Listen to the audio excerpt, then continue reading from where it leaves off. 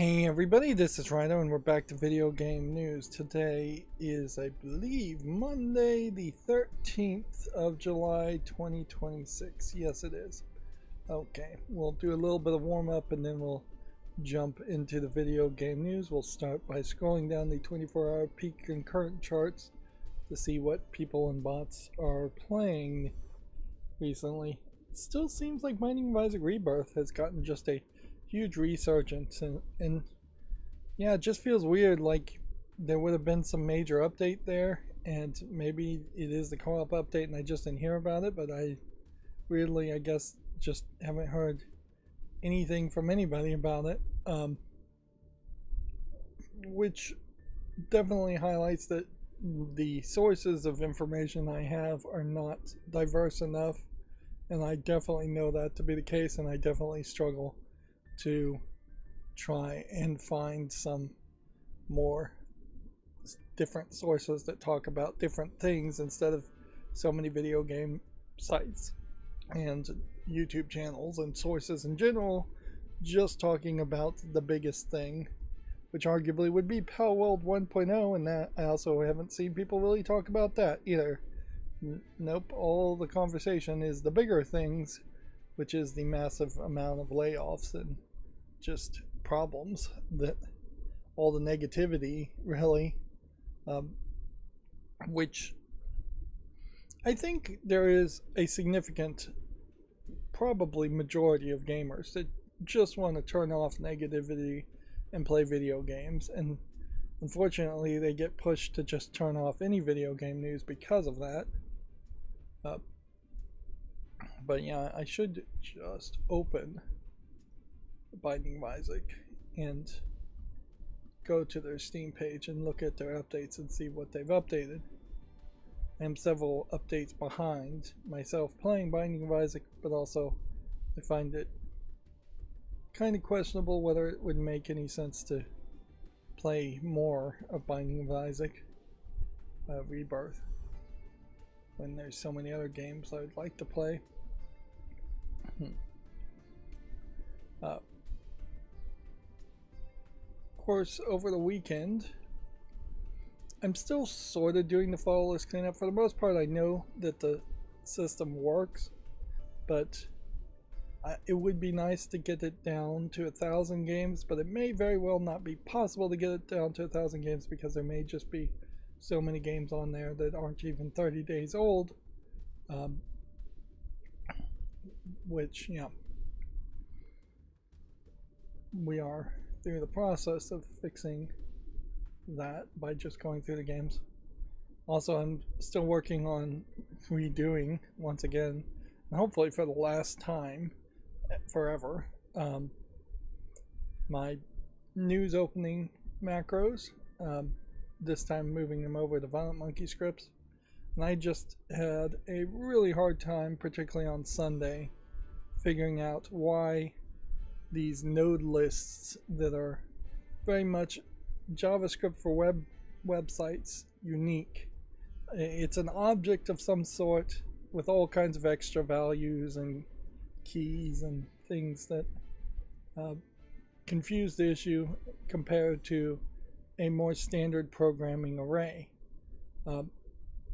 And even when converting it to an array using the array from function, it doesn't do it well enough that then the JSON stringify function, which is the next function I need to run on that array, works. So I was consistently having this problem of, I want to take this array that looks to me like a list of URLs, links to websites, web pages. Every time I log it to the console or pop it up in an alert box, which is generally how I want to do it, all of those functions are just automatically adding special sauce to it. And that's kind of the problem with object-oriented programming in general. It's a concept of obfuscation, and that if something weird gets put into it, you have no idea what is going to come out, because you can't really go as easily and find the object class and how it's being defined and figure out what's going on, particularly when objects are declaring other objects inside their object class and doing even more weirdness. Yes, programming in modern times is not usually 5 levels, 5 lines of code. It's usually thousands of lines of code, but trying to obfuscate things only really works when everything really works. And when things don't work, I am then forced to search. And when I'm forced to search nowadays, I'm forced to take the AI's answer, which in this case AI was just straight up telling me the wrong answer, because I was asking the wrong question, I suppose. So eventually I figured out that you have to map the href, hyperlink reference tag, which is the URLs, to the array. Well, to then get a proper array that the JSON stringify can use to set the settings in Violent Monkey to be values that you can modify and look at and recall the next time the page is loaded. And I probably could have gotten that done in a couple hours if I wasn't also just taking pretty big breaks in between, and just kind of taking it easy overall. I've been playing Zelda Oracle of Ages, which that is definitely an old Game Boy Color, I think, game, which there is something to be said about it in that compared to like Minish Cap, the rooms are, or the tile sets on the overworld are smaller. And so instead of having one city that has multiple houses, and that being just generally considered a area on the map, or Oracle of Ages has you have a specific square for each square that you're on, each screen that you're on, with a specific name for each of those screens. And I feel like that kind of helps, but there's a ton of stuff that doesn't help. For instance, the fact that it's a Game Boy game means you have only the A-B button and you are using start and select a lot to swap out what you're doing with A and B. Inherently you can't just jump at the beginning of the game. You have to equip an item to jump, or you can't just swing a sword by hitting a specific button always, because you may have to equip something else besides a sword there. The Oracle of Ages is a gimmick, Pokemon type gimmick, where there are rings that probably don't matter at all, and there's no way you could trade them through emulation anyways that I know of, with another Zelda game. I think it's Seasons of might be Oracle of Seasons instead of Oracle of Ages, but yeah. So it's basically 2 games you kind of want to play back to back.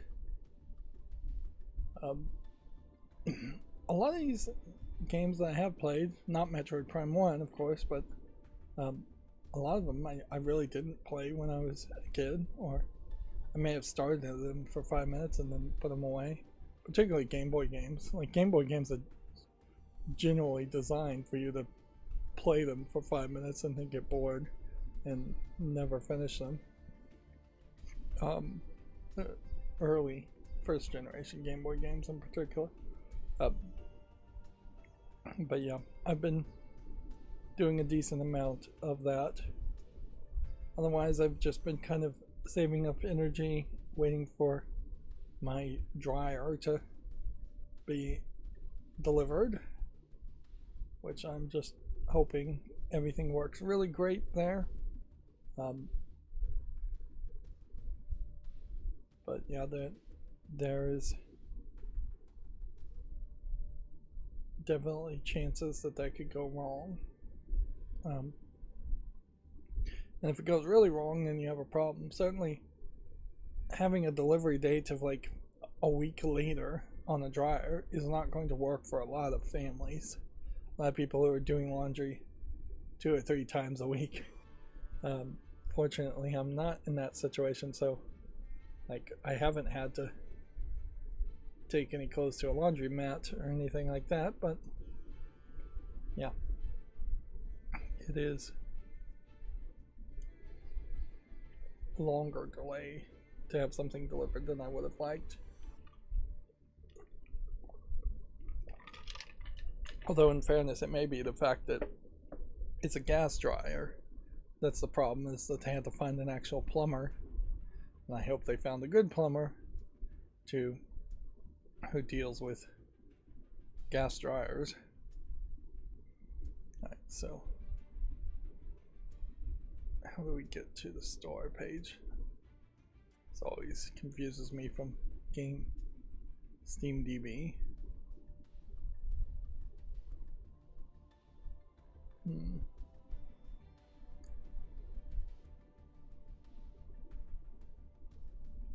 Let's go 3 months. Yeah, something June 25th happened, it seems.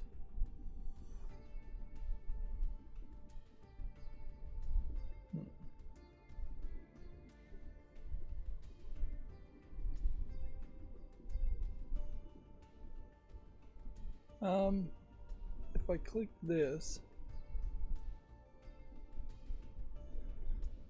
would that help? Could go update history.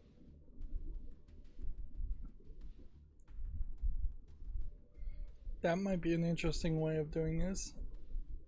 Yeah, okay. April.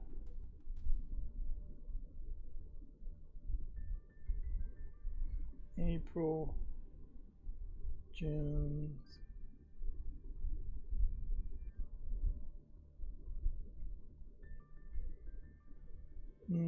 Yeah, it doesn't feel like that. The change log here is really not helpful.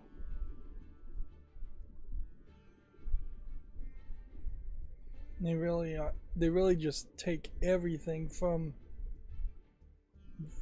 the. Alright, so I'm just gonna have to hit this. Nope, that won't work.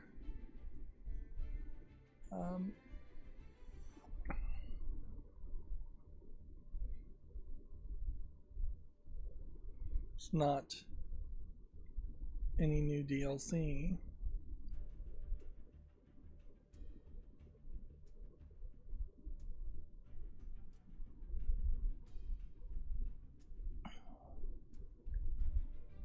I didn't realize you can use SteamDB like this just to get all of the icons and all of the art. That certainly could be helpful in some kind of side project.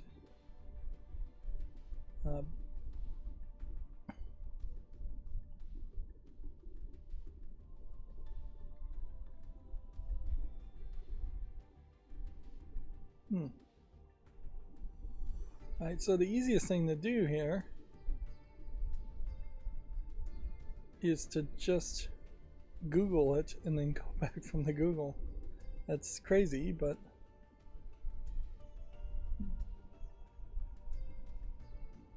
yeah. I'm gonna keep that tab open and look at that later. 141,000 people playing it. Let's see if we can see what have happened here.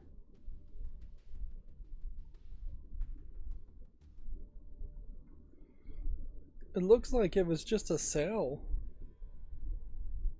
that happened. That it got cheap and it hit a new audience.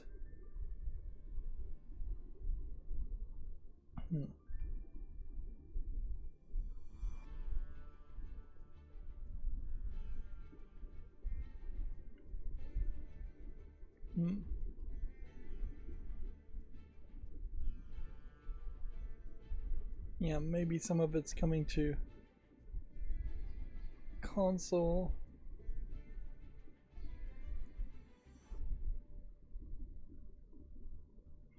Yeah, it seems like price was right, and that was it. Which I think, if anything, probably does highlight where a lot of games are probably too expensive for what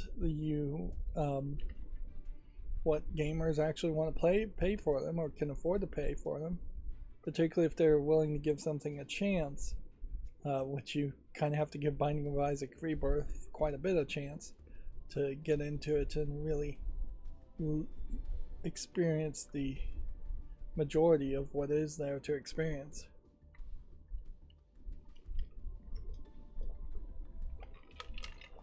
Yeah, it is a very different game the first 10 hours compared to 100 hours, 200 hours in.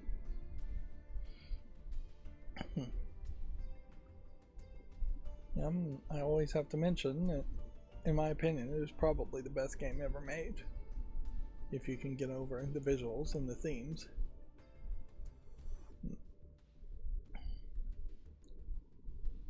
Yeah.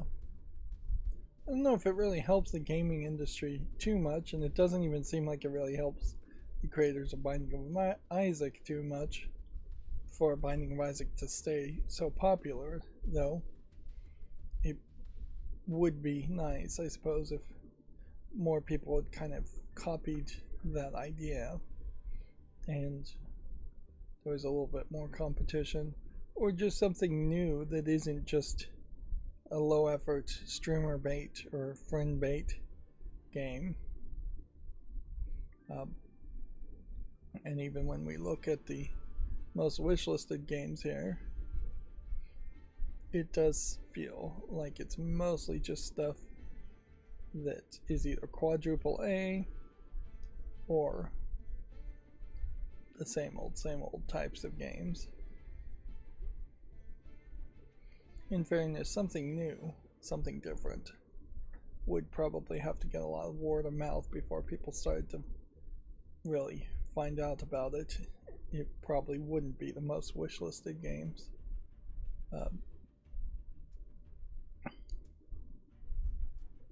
Yeah, do I really even have anything to talk about?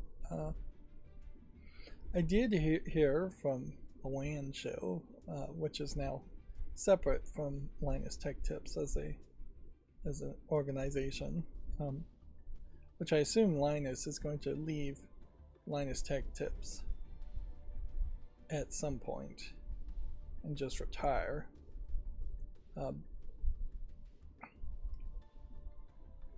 But yeah, I did hear from them. They said that allegedly or reportedly, Xbox has up to 14, maybe even 15 levels of management at.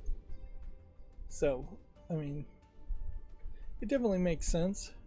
Not that it makes sense to have 14 levels of management, because that definitely doesn't make sense. That would effectively be, in my estimation, I would say you could be a pretty decent manager with 100 employees under you, associate level employees under you. So 100 to the power of 14 would also be 10 to the power of 28. Why did the math decide to do that?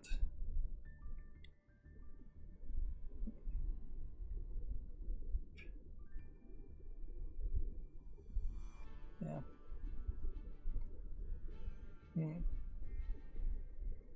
I think the problem here is my calculator doesn't want to expand. Well, no, a symbol to expand. Let's go with 101 times to the power of 14.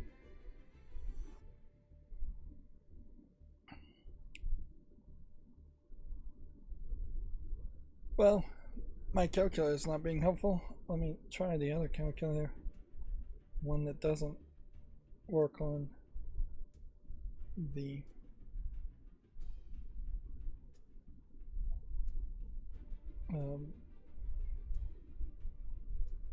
work by handwriting. I don't think that's going to work either. I don't have the buttons.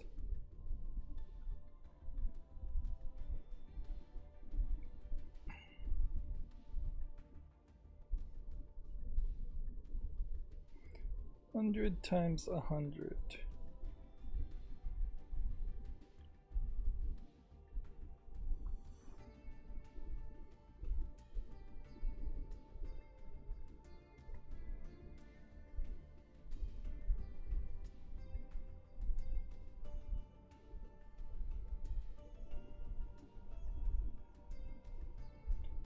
Oh, this is... Oh, there we go. This is embarrassing. I haven't had to use a calculator in a while. So why do I even think that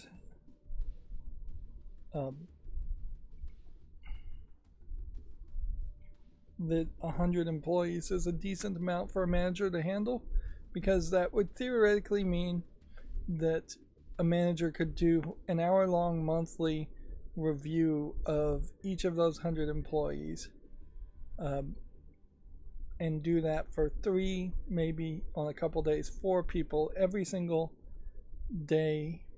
But then you would not be taking any days off. So let's bring it down to more realistic, to 20 days. Would be 2 weeks, 40 days.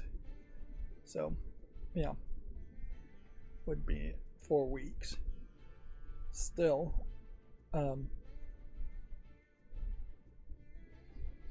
it's very doable. You could have 4 or 5 monthly evaluations of an employee, and then that would be 5 hours of, let's face it, managers usually work, particularly in the game industry, 10 hours a day. So that gives them plenty of other time to do pointless meetings and things like that. If you really needed to get to that point.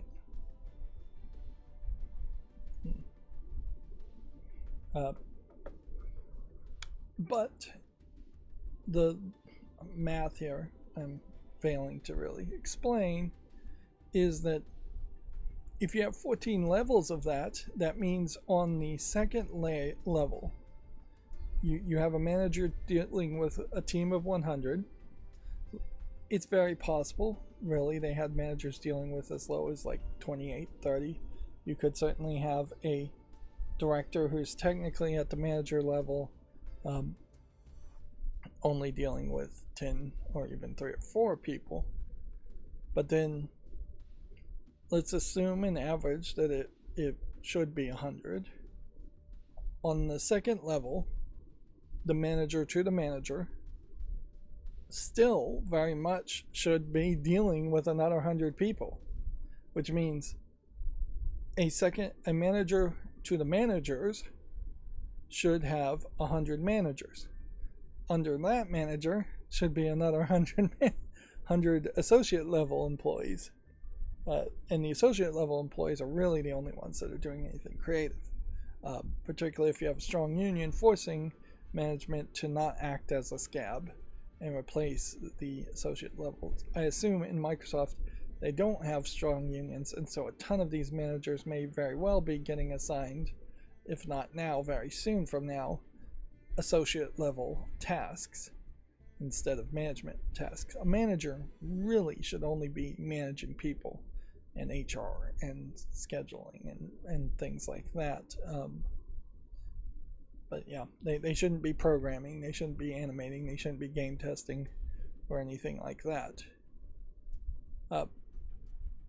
So if on your second level of managers you have 100 managers that you're managing, and each of those 100 managers are managing 100 associate levels, well, you're already at 10,000 employees that are being managed by one manager, which is only going to get crazier as you go exponentially up and up and up, because your third level of manager should be managing the second level of managers and should probably have 100 managers there at that point too, which there's just no way that Microsoft Xbox is employing the populace of a country by having what would be, I think at that point, 1 million employees just by the third level. Remember, I said at the beginning here, it's being reported that there were 14 levels of management going on here. So certainly it wasn't the case that it was a streamlined flat infrastructure. It was the case that they acquired people, and even before they had acquired people, there were managers that were looking after nobody, or there were managers that were looking after the exact same employees for some different reason. And yeah, the movie Office Space comes to mind, certainly, as far as having 5 different managers.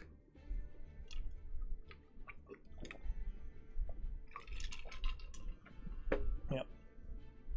I certainly worked a job where, while there was one manager who was really my manager, there was also 5 other managers, and if they got a bug up their butt, they certainly could harass you too.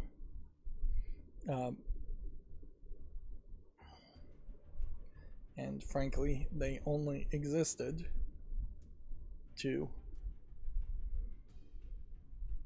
try and get people fired for cause, or to eventually shut down the entire facility, which is what they managed to achieve eventually once I was long gone.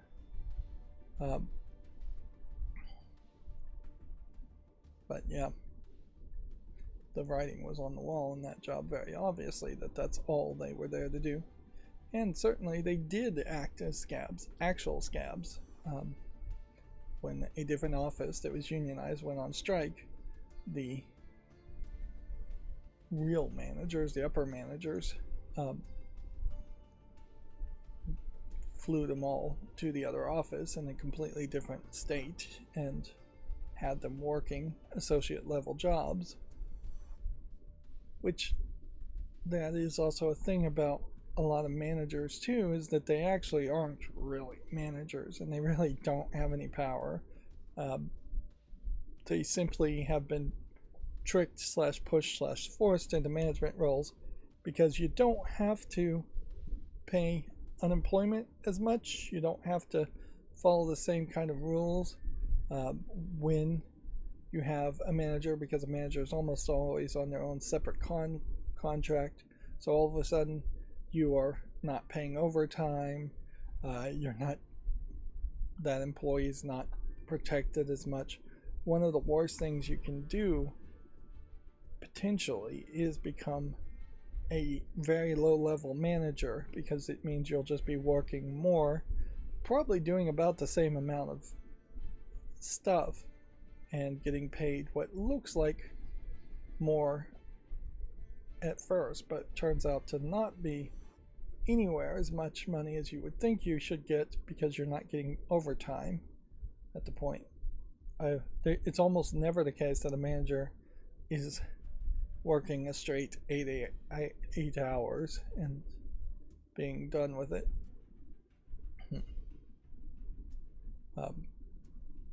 And certainly once you get to that management role,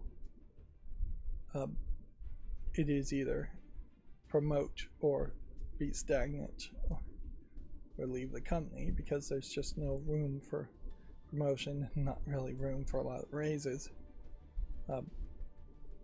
On the other hand, if you offer as a boss somebody the opportunity to be the boss, the manager, and they say, no, I just want to be an associate, that's also a problem.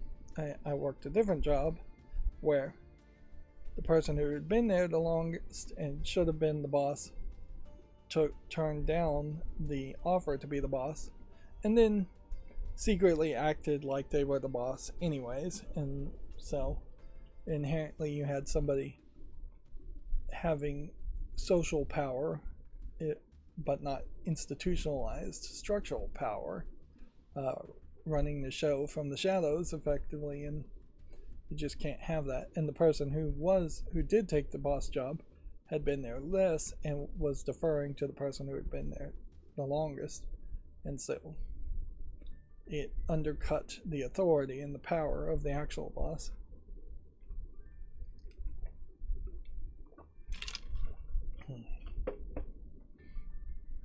Yeah. So yeah,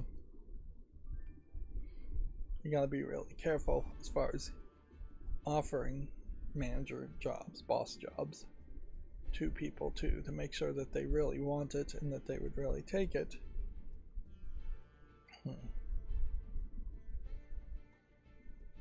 Yeah, pretty much if you offer a job to somebody that's a promotion of any kind and they turn it down at any level, then you probably can't keep that person around.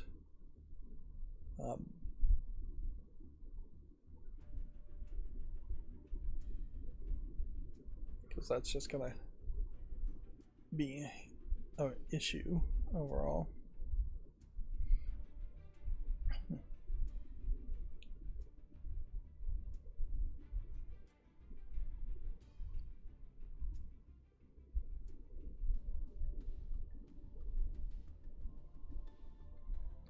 But yeah, let's, once I'm done scrolling down here, which I'm scrolling down here so fast that even I'm not really looking at this day in history. I'm not sure if I kind of like the idea of it, but I don't think I've actually engaged with the Moby games this day in history. And certainly it hasn't triggered a lot of conversation as far as here's some games that were released a long time ago. Let's see if I can do something better. 10 to the power of 14 expanded.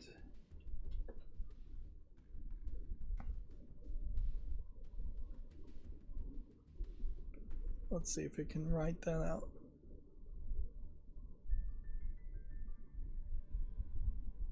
Ten to the power 14 is 1 followed by 14 zeros.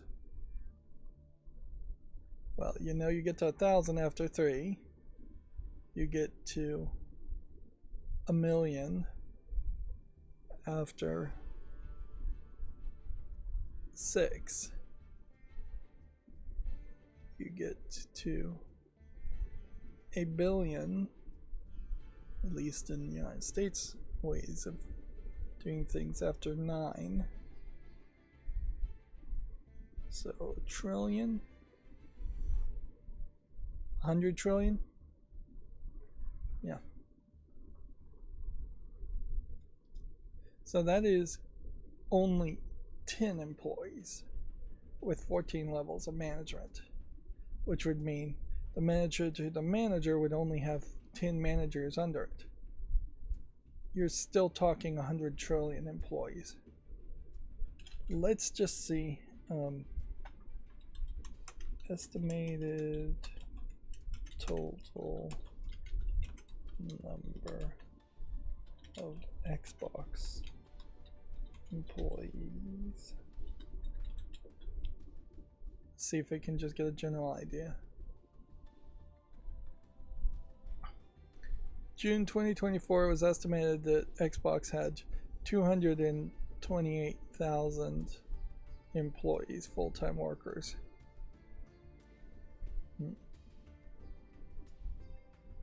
About 20% of those have been laid off. So if you have 228,000, I I suppose that would be a square root. Let's see, 14 root of 228,000. That might be wrong. Yeah, it's the other way around.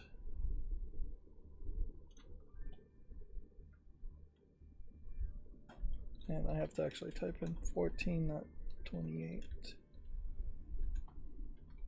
Oh, the other thing I started watching was square root. It's not square root that I'm trying to get here, though.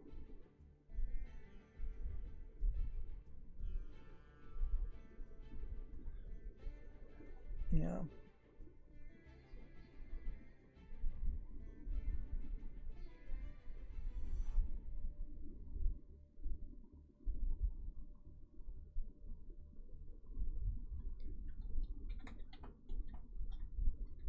Yeah, whenever I try to do math, it's usually a mistake.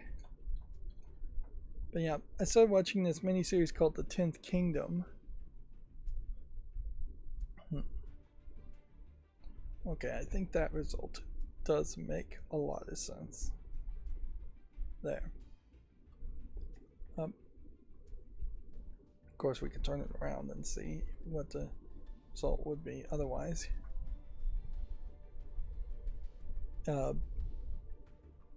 Yeah, the 10th Kingdom is an interesting idea, and 11 years ago later they turned it into, they redid that same idea as Once Upon a Time, but in those 11 years the way TV was made was very different. Once Upon a Time is much more of a drama and modern and not just cutesy and kid friendly as 10th Kingdom feels, in the sense that 10th Kingdom definitely feels like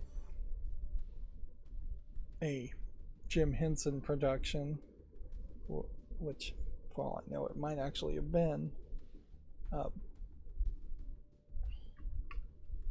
But yeah, the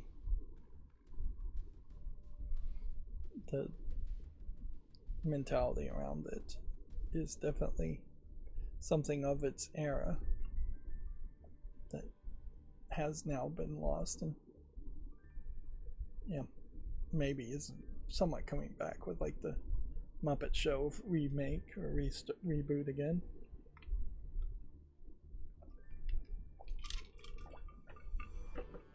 I'm really questioning why I didn't see it before, but I imagine it aired over the course of just a few nights and then never aired again. But it has been one on my backlog as far as it's worth watching this. I also watched Stargate Origins, which is too short to really be anything and kind of undercuts the entirety of the Stargate series because it rewrites the history, making it where it really was one of the Goa'uld that set up the downfall of Ra, and thus humans weren't really even that special, and the Goa'uld like brainwashed a young Catherine to form a team to defeat Ra, and yeah, that team in the Stargate movie I guess did that, but I don't know if they were particularly that successful either too. But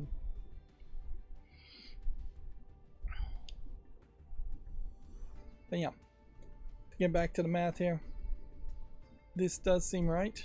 So for every manager they should have been dealing with 2.4 people, which that is an insanely small number. That means 2 or 3 people were working on a game, theoretically, and would have one manager if it was a streamlined system, which it wasn't. Clearly it was multiple people had multiple managers, or there were just managers that weren't managing anybody. That means on the second level, the manager to those managers would only be dealing with 2.4 2.4 managers, and then the manager above that would only be dealing with 2.4 managers. That's insane. Just absolutely insane. Even at the top level, that means like the CEO, Asha Sharma, before she started making changes, would have only been dealing with 2.4 managers below her, which is far too small.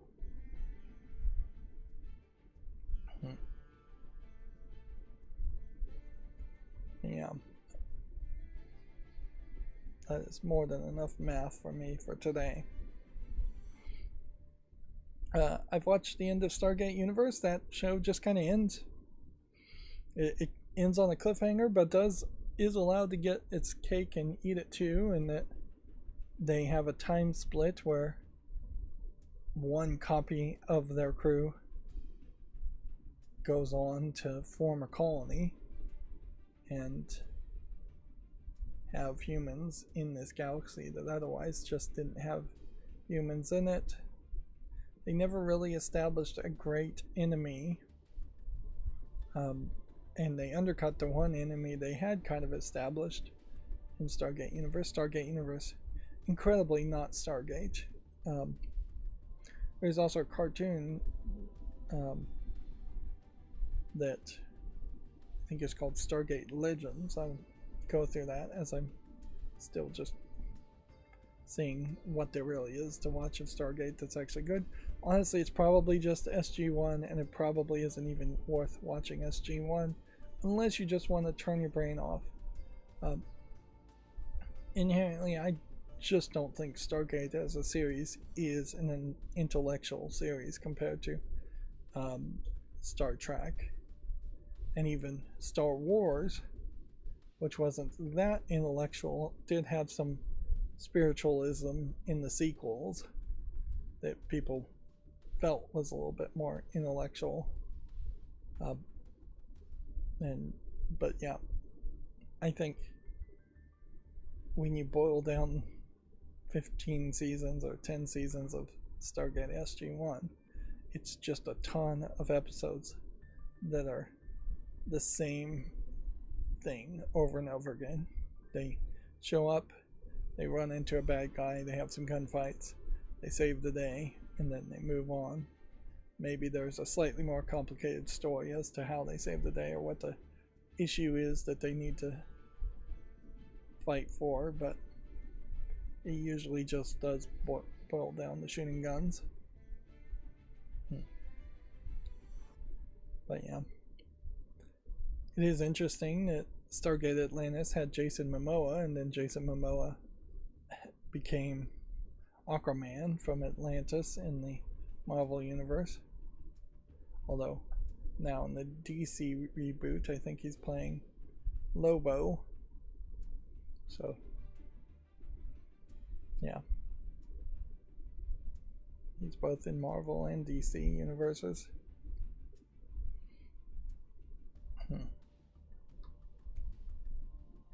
Yeah, I'm still playing Memento Mori. Not really able to do too much with it, and that I'm waiting for the next round of new characters to unlock so that I can catch up. I did look on one account and I still have like 17 characters that I haven't even gotten one copy of, but if they ever did merge the two servers I'm on, I definitely would probably have one copy of each character, which for a lot of characters is all that matters until we get to the point which I'm getting closer to, where I can't upgrade anything else. So upgrading the premium characters that only show up on rare occasions might start to make more sense. But yeah, it's probably better to upgrade the white and purple class characters that are harder to get usually first before that happened. And I'm still not certain that something else doesn't just unlock once I have like 4 or 5 fully upgraded, or maybe 10 or 12 fully upgraded characters. That is, it is a gacha game, so putting characters into characters and it becoming 5+ limited rarity is a thing. I'm still also playing Pokemon TCG Pocket. I have all but 1 card in the newest expansion, so now would be the time to also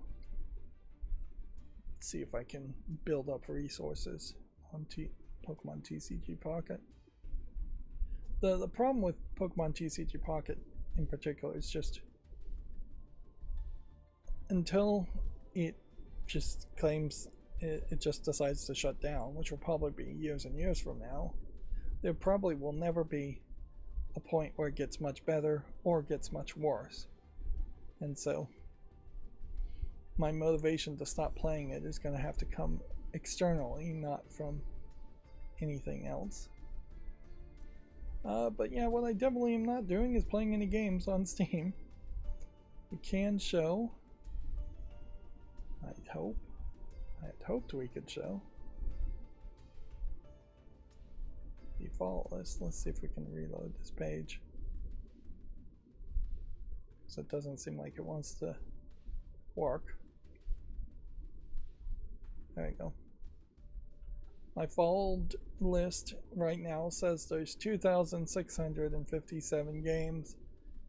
We probably are hitting a point where it's getting harder to just eliminate things because it has AI in it, and it is becoming more of a thing where, like I will naturally do once I get my news macro replaced, I'll start to look at somewhere between 15 to maybe 40 games each stream and look at them a lot more in detail, giving them full thought as to whether I really would want to play them or not. When there aren't sales going on Steam, it tends to be the case that there's nothing going on. It seems like the pushback against the DLC on Assassin's Creed Black Flag has gone away. I did hear someone speculate that really this may have just been a case where people stopped playing Assassin's Creed after the original Black Flag or after Syndicate, which was the game I think after that was really bad, and so they just had not seen the massive amount of DLC and time skips and nonsense that was in Origins or any of the more recent Assassin's Creed games, and that what is in this game is just that same nonsense. They also showed in that podcast that Ubisoft stock seems to be really, really low. I also saw on a Reddit post that if you pause the game in Assassin's Creed Black Flag, then hit start to unpause it, it doesn't unpause the game, but it takes you to a storefront trying to sell you things. So, which you'd think that would be against some kind of console rules or something, but apparently not. Deceptive, certainly, and there have been issues of people being sued because purchases are accidentally being made.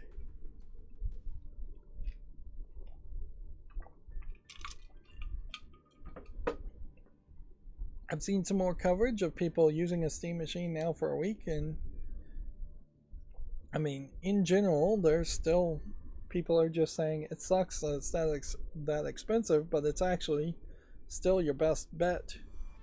You could maybe get a pre-built that is a little bit more powerful, but it will be bigger by far, and it will be noisier by far. It also won't integrate into your TV setup as easily as far as being able to turn on and turn off a TV when you via the Steam controller or some other controller.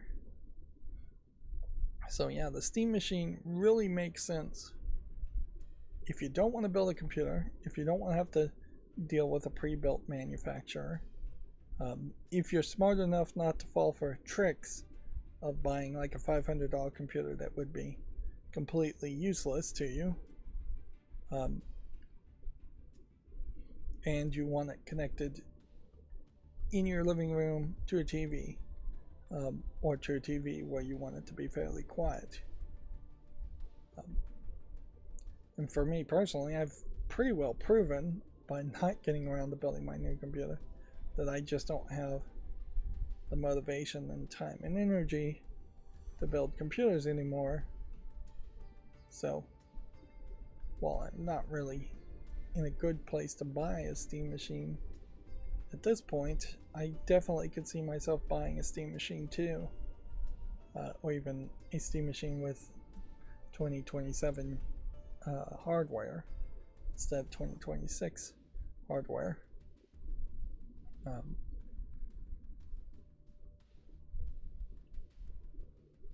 Yeah.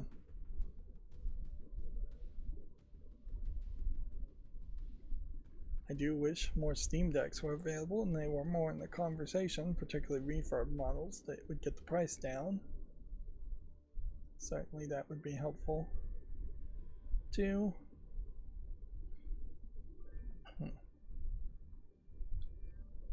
And I kind of wish I would just get more things done in general instead of jumping around in these loops and getting small bits of progress on one thing and then getting distracted and moving to the next thing.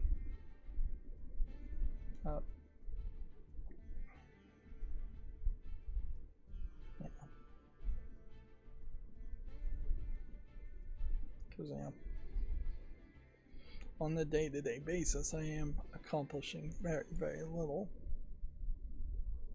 And on a day-to-day basis, everyone is getting a day older.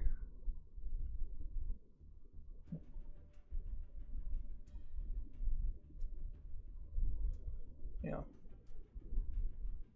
That is the haunting truth, I think, of old age as it approaches for all, is that you just get increasingly forced into abandoning your ambitions and abandoning your life and just are doing more and more just to stay alive, and like taking pills and seeing doctors and things like that instead of actually enjoying your life. Alright, let's go through the Video Games Chronicle articles now. Well, maybe not.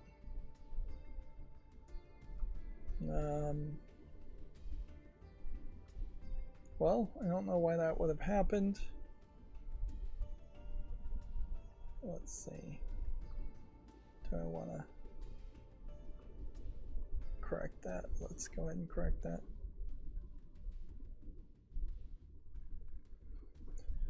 Alright. So yeah, let's just go through this way. Palworld sees a huge surge in concurrent players after its release of 1.0.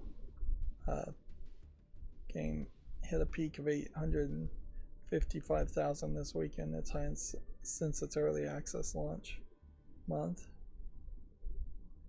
Game workers protested outside of Mind's Eye studio Build a Rocket Boy as it held an extravagant play test for fans.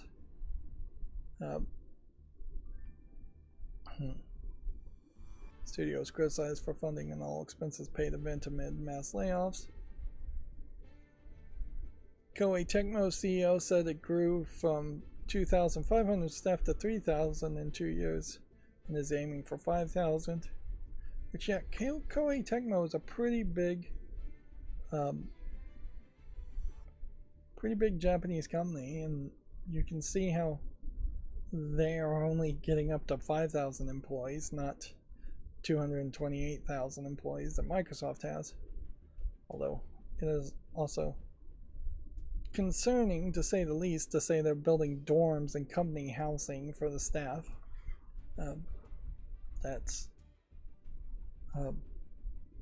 generally crazy. You don't want to have to move the second you also get fired, or be fired in, or have to live in a terrible housing situation because you have a job. Marvel Token Fighting Souls single player mode was written by the Uncanny X-Men's Kieran Gillen. I don't know who that is, but I imagine that name means something to somebody. They'll follow each of the 5 teams. More concept art and animations for a cancelled Doom 4 have appeared online. We'll open that one. We have a quote here: removing discs doesn't represent progress. UK retail group condemns PlayStation's decision to stop making discs. I suppose I could have always gone through the news headlines this way. I just don't think visually that looks as good. Obsidian's director criticized cold take artists spreading misinformation about the studio's legacy. Brandon Adler condemns those who crow about something with zero insight on how the game is made. Nintendo has a new Lego thing. We'll talk about that. And another commissioner has said the EU can't stop killing Sony from killing disc games, or the same commissioner potentially that said they couldn't do anything for the Stop Killing Games movement also says they can't stop Sony from killing disc games. God of War Studio confirms Lao Fei will have a disc version, revealing its release window. It looks likely the next God of War will release next year. There were rumors that there's literally only one person working on the id Tech engine now after the id Software layoffs. They've come back now and said that they have several other workers in other offices working on it, which makes it seem like probably 4 or 5, maybe 6 people are working on the engine instead of just one, which, yeah, I don't know if I particularly am off on this opinion, but I don't really have any love for the id Tech engine, so I really wouldn't have a problem with them working on a new Doom game and just using the Unreal Engine or the Godot engine or some other engine that's more common. I doubt they'd use Unity. The Bethesda union confirmed Xbox layoff protest. We had kind of already talked about that. So yeah, over the weekend there really wasn't that much news anyways. I see. What probably happened there is that's something that I didn't disable from my testing and setup of the new way to open the news, and because I didn't disable it, it messed up my old macros. Hopefully it shouldn't mess up anything else, because I'm only working on Video Games Chronicle as a domain right now, and then I'm going to expand it to the other sources. So yeah, Lego, well, it leaked that Lego has this Donkey Kong arcade thing. There's a couple of things, as somebody who actually owns Donkey Kong arcade machine, this is not the right type of handle, and the buttons are a little off, and this barrel to move the barrels up and down, I imagine, definitely doesn't exist in the arcade machine. The arcade machine itself is a big box which would have had side art on it originally. A lot of Donkey Kong machines got turned into Popeye machines and converted. That is how a lot of arcade machines started to disappear, is that the big wooden structure just got conversion kits. They changed the art on the outside and the internal motherboard, and then they'd be done with it. I kind of feel like Pauline was down here on the marquee art.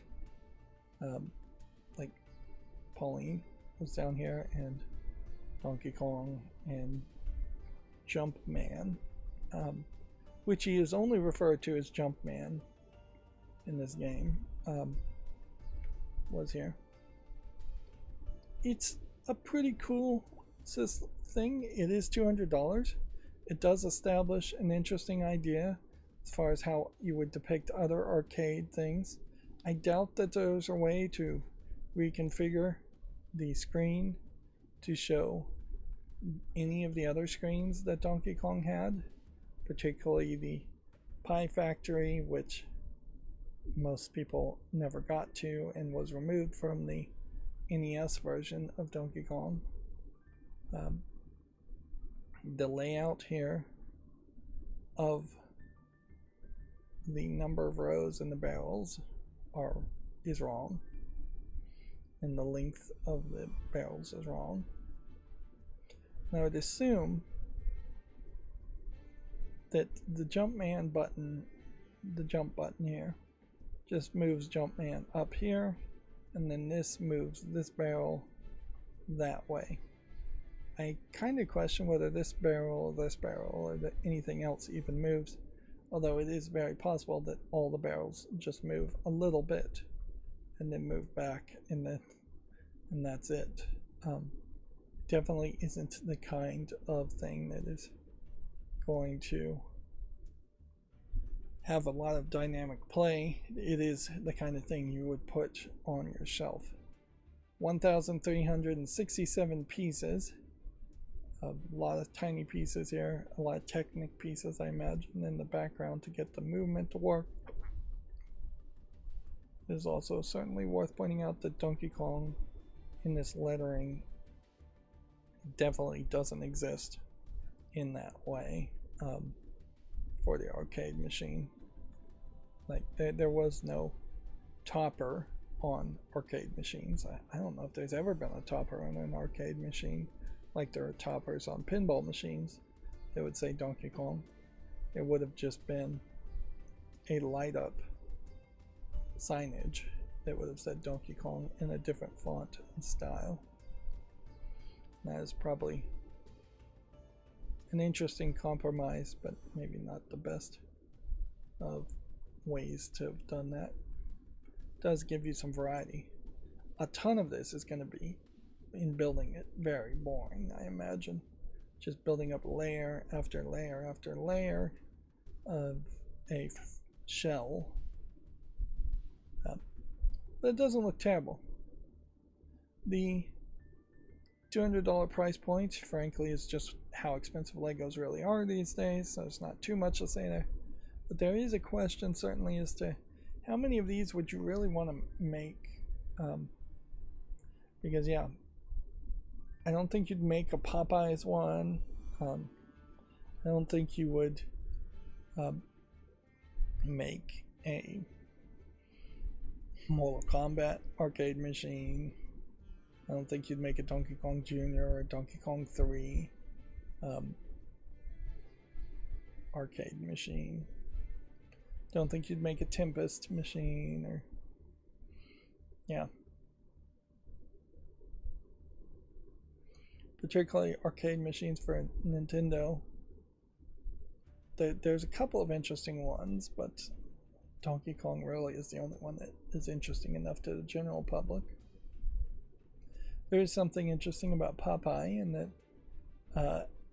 Betty Boop cartoons were being made, and then the Hays Code came in, a censorship code, and under the strict guidelines and rules of the Hays Code, Betty Boop basically had to be quietly eliminated, and so the last cartoon that Betty Boop was in introduced Popeye, and they just moved on, the same animation company, to making Popeye cartoons instead of Betty Boop. And inherently, almost all of Betty Boop cartoons, which were originally shown in theaters on film, are basically scrubbed from history even now, or tried to be scrubbed from history. You can still find them, but not in great shapes. There haven't been any major like 4K restorations or anything. In favor of people just having a generic idea that Betty Boop was this kind of cutesy flapper character, when really Betty Boop was much more of a mature character than you would think for the 60s, I believe is when it was coming out, but honestly that might have been even 40s. But yeah, Nintendo had Popeye for a license for a while, but it would not make any sense to really highlight the Popeye arcade machine, or Popeye in general.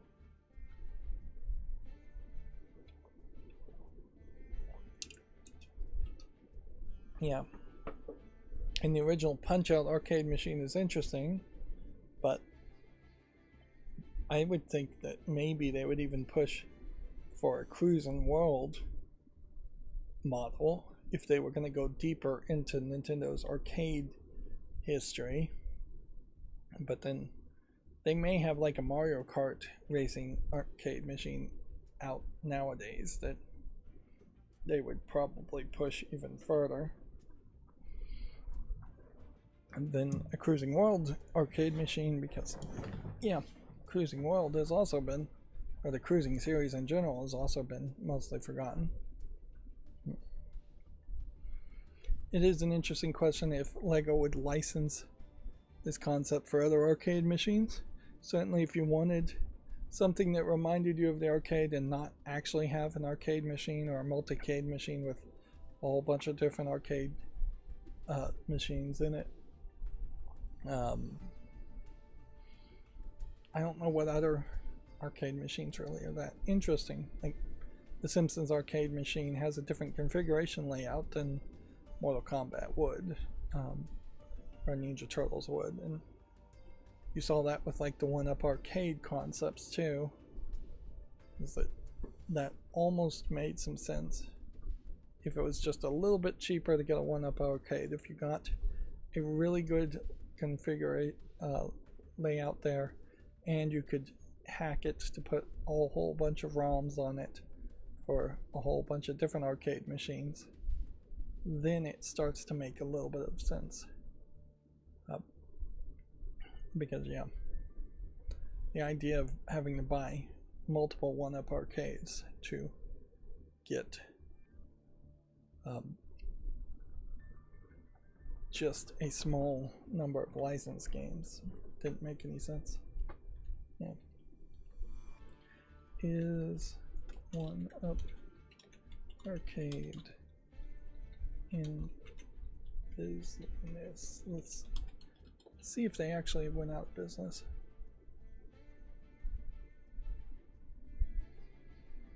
Let's see.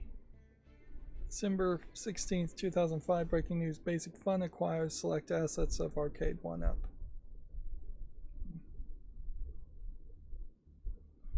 1-Up Arcade is still in business, but its original Rydo location has been closed and continues to operate in other locations in Denver. I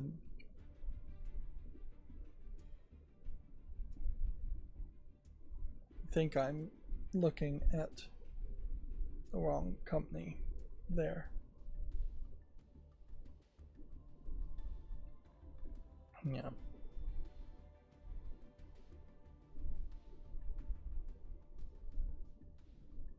So they did go out of business and then they were acquired, basically. And yeah, news here is not helping anything at all.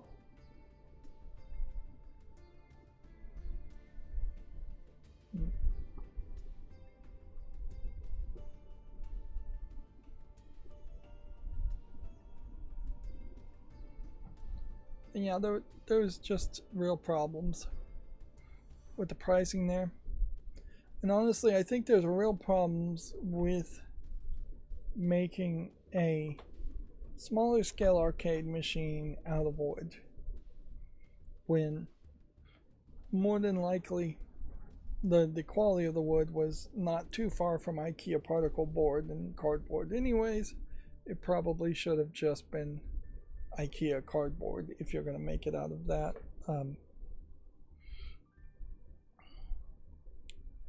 Which, yeah, I don't know if even that makes the most sense. It, to me, feels like it would make more sense to have just a metal frame on an arcade machine, which then maybe you just screwed cardboard over. Which, yeah, that wouldn't be a terrible way to do it, frankly, isn't it? You get an arcade machine, and then they print a cardboard box around it that you then take that cardboard box and screw into the frame of the metal arcade machine, and then you put that cardboard box in another cardboard box to ship it. That way the internal cardboard box is there. Now honestly, it probably doesn't even need to be a cardboard box, and wouldn't be a cardboard box because you'd flat pack the whole thing.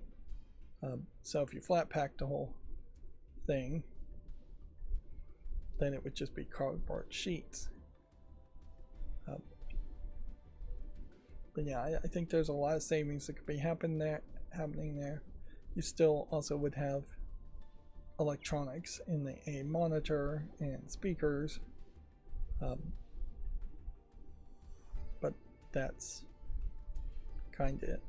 That is kind of the problem though of emulating a arcade machine too, is that finding the right type of monitor is going to be very hard, and it would just make more sense to have a widescreen monitor and have it crop it down to a square 4:3 ratio for the games.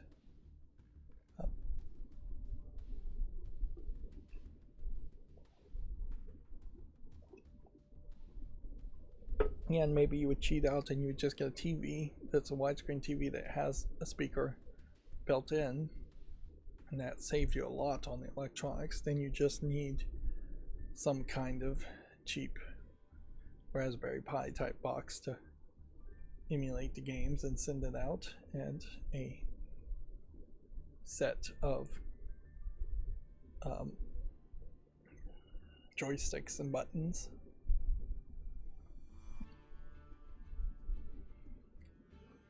Alright, moving on. I'm rambling here, I think. Yeah, more people definitely will have room for Legos on a shelf, highlighting and celebrating an arcade machine than a main machine that actually can play arcade machines. And honestly,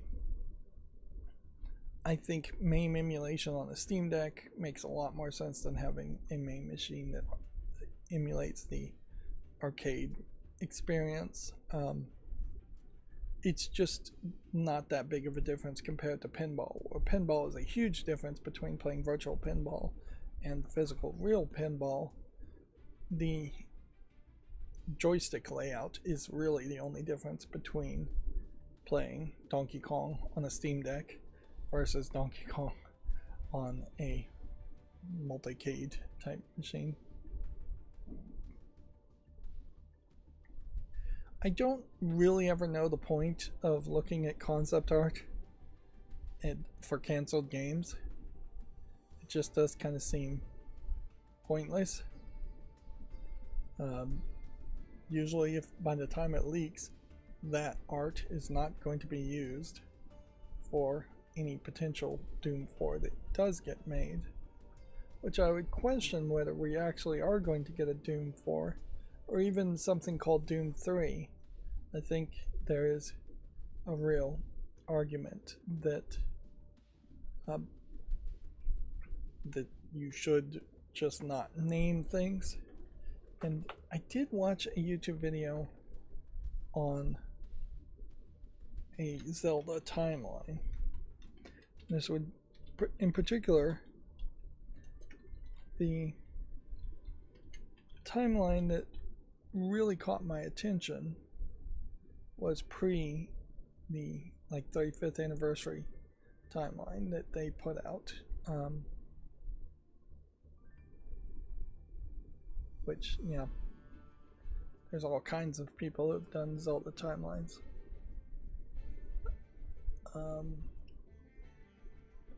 This is like the official timeline, which I think Nintendo put out, which I can't really see it, but the hero dies, or the hero is defeated, is one of the time splits that they throw in after Ocarina of Time,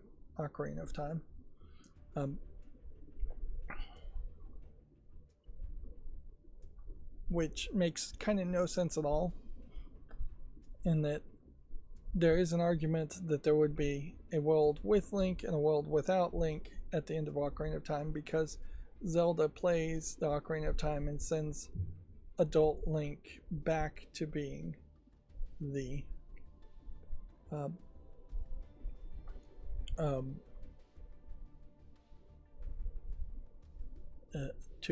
back to being the child hero.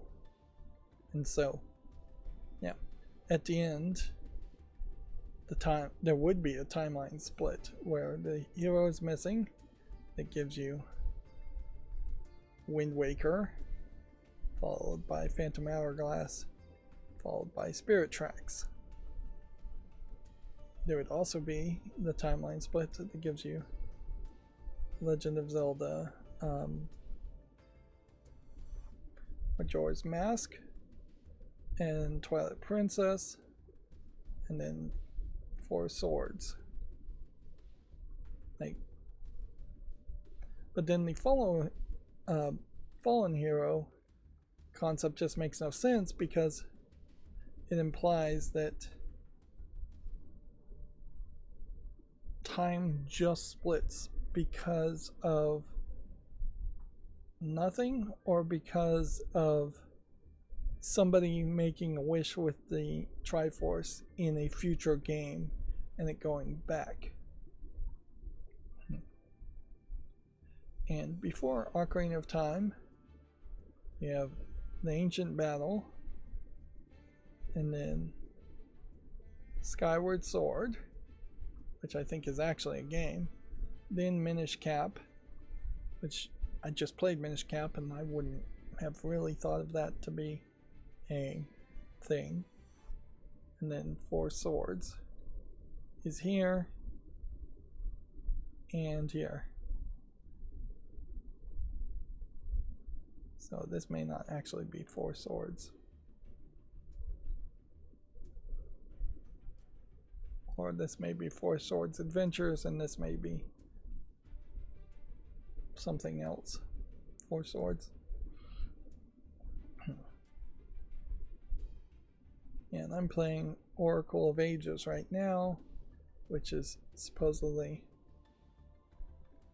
a direct sequel to A Link to the Past, which then Something of Seasons is the game after that, so I guess I'm playing that in the right order. Then Link's Awakening, and then A Tale of Two Worlds. Is that even a game?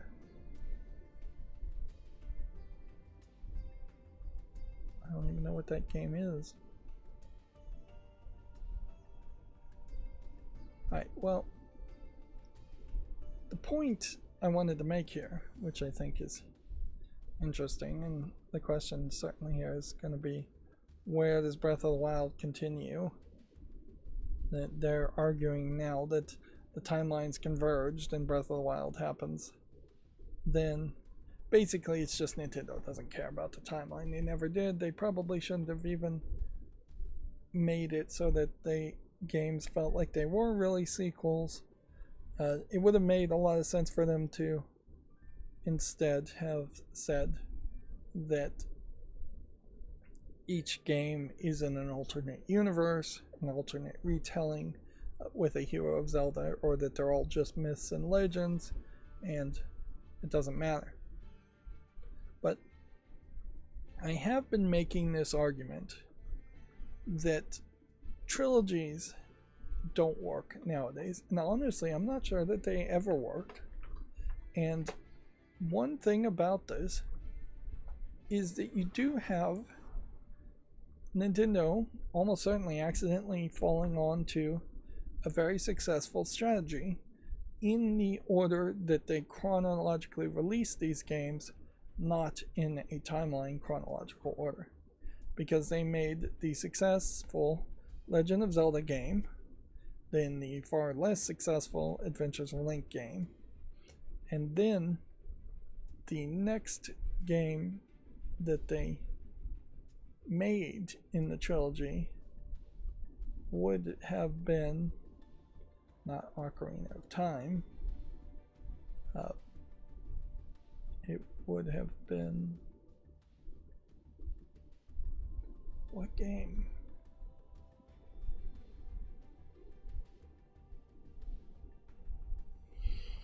Would it have been Ocarina of Time?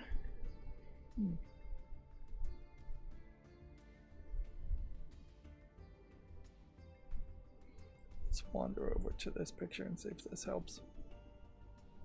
No, it would have been A Link to the Past. So yeah. So it made Zelda, then The Adventures of Link. Then they have a successful, super successful Link to the Past for the game, and then Link's Awakening. The general thought before the Nintendo timeline came out was that A Link to the Past was a prequel before Legend of Zelda, and Link's Awakening would have been a sequel directly to that. So instead of having a trilogy, you have a duology, I guess, maybe the word, of 2 games. Then you jump into the past and do 2 more games, and then they come out with Ocarina of Time, which before the timeline was thought to be a prequel to the events of Link's Awakening and all of that. So you would just keep going backwards, and then you have a direct sequel in Majora's Mask. But yeah, you can even see in these styles of how this would be done, and almost certainly this is because they had 2 teams working on games in parallel, that the art style is pretty much designed to make these games feel like they are grouped in 2s. And honestly, I think that is the way to do a long-running series, is to do one game, do a sequel, expect it not to work as well, and then do a prequel and do a sequel to the prequel, expect it not to do as well, although Link's Awakening in this case actually did fairly well, and then do another prequel that's a prequel to the prequel, or maybe even do a sequel to the original, just to keep things different. But also, I would say my concept here isn't fully supported by Zelda, in that there obviously are just different games for different consoles being made, and some pretty big different ones. Wind Waker stands out as not really having a sequel unless you jump to a completely different console. Like Wind Waker is a GameCube game, I'm pretty sure, whereas Phantom Hourglass is a Game Boy Advance game. And this one, I just can't even make out. I should just view the file and see if I can zoom in. A Link Between Worlds. So yeah. But now I can't really pan.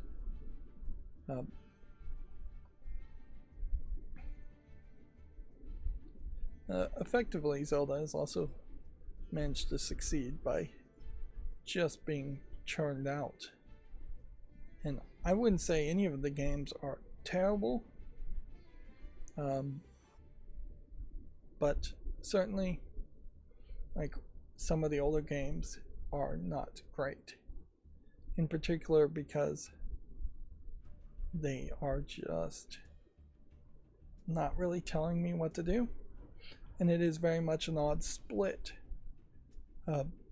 between me entering a room and knowing exactly what to do because I played a lot of video games before, and me entering a room and just not realizing I can do anything at all.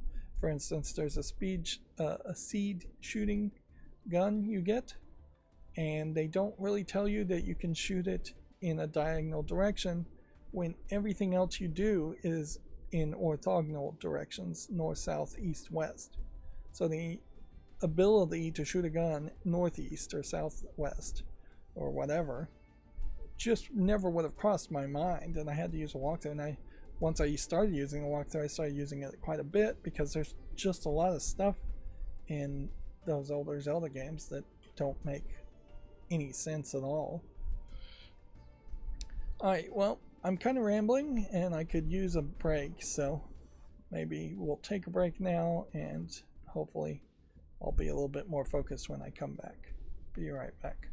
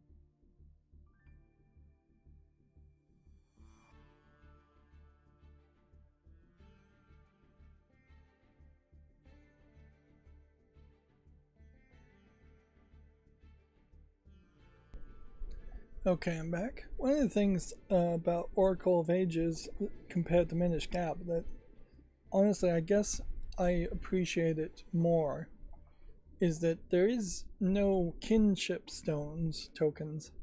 Well, I thought that was an interesting concept if you couldn't do any better.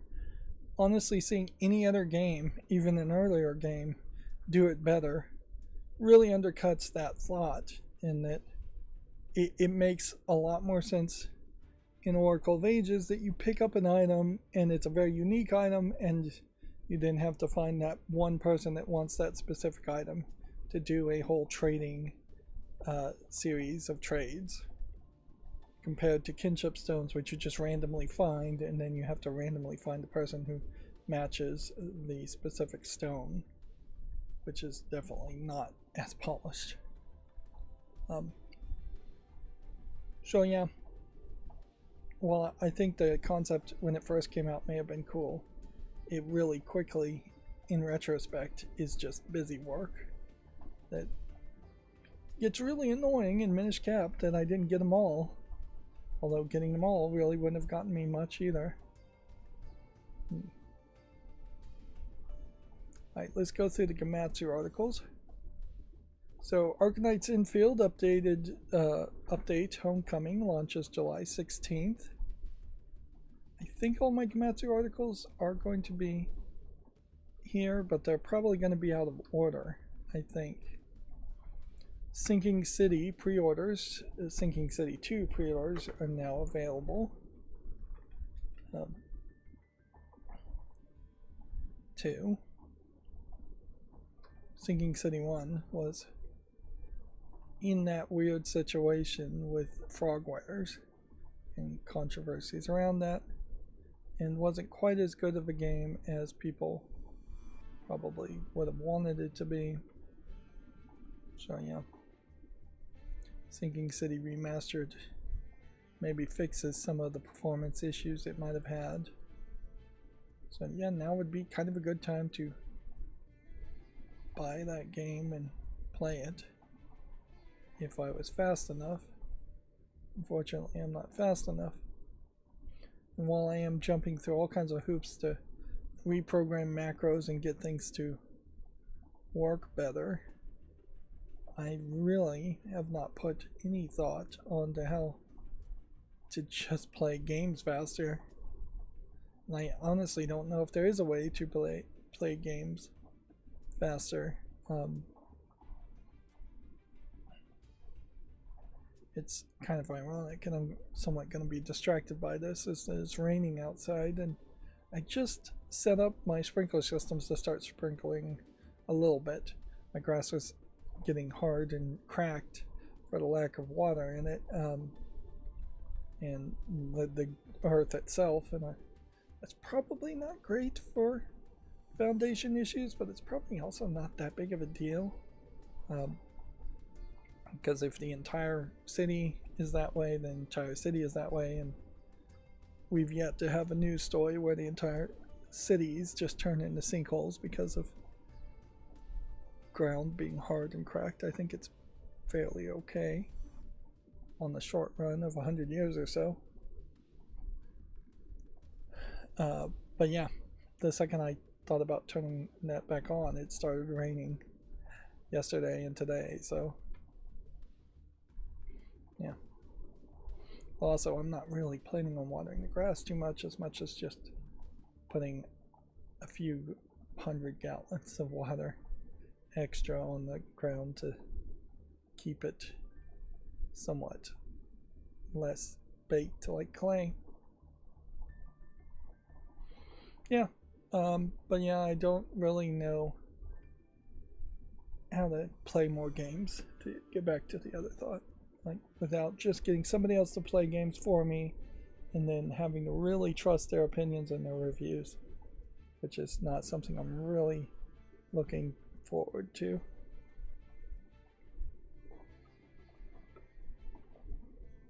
This is an interesting headline from GameDeveloper.com. Games Done Quick has apologized for partnering with Saudi-owned studio SNK.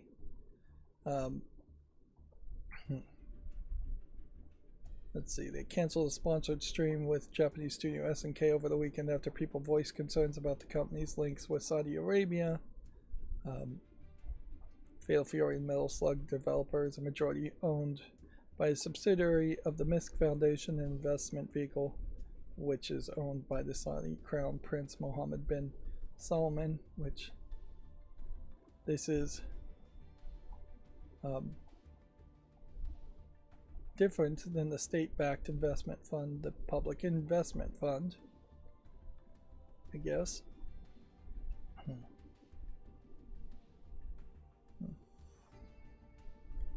Which, yeah, suppose there's some concerns there and reasons why maybe you wouldn't want to partner with the company, although let's face it, the entire game industry is partnering with Saudi Arabia, and a lot of Western world is partnering with Saudi Arabia just fine. And certainly at first glance of this headline, I thought Games Done Quick was probably going to be in the wrong because they've certainly had their own controversies. But I can't help but think that they are only as much in the wrong as that they started this partnership to begin with.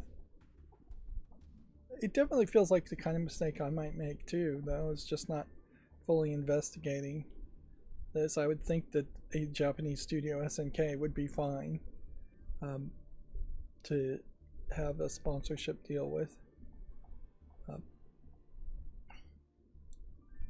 But yeah, the general concern around Saudi Arabia being involved in the business affairs of the rest of the world while turning a blind eye to their own repressive regime is concerning, certainly. It's really a fight for the world and not just the gaming community, though, to bear on their shoulders. And it is also worth pointing out that, let's face it, most of the Western world is doing pretty shady stuff too, and they're partnering with other countries that are doing pretty shady stuff. If we were going to really start to just embargo and not do business with people, we would have cut out China and Russia a long time ago, and probably most, if not all, of the Middle East. And let's face it, there are even some complaints to be made around some of the European countries and how they do things, and definitely complaints about most of Africa, or at least a big part of it, and most of South America.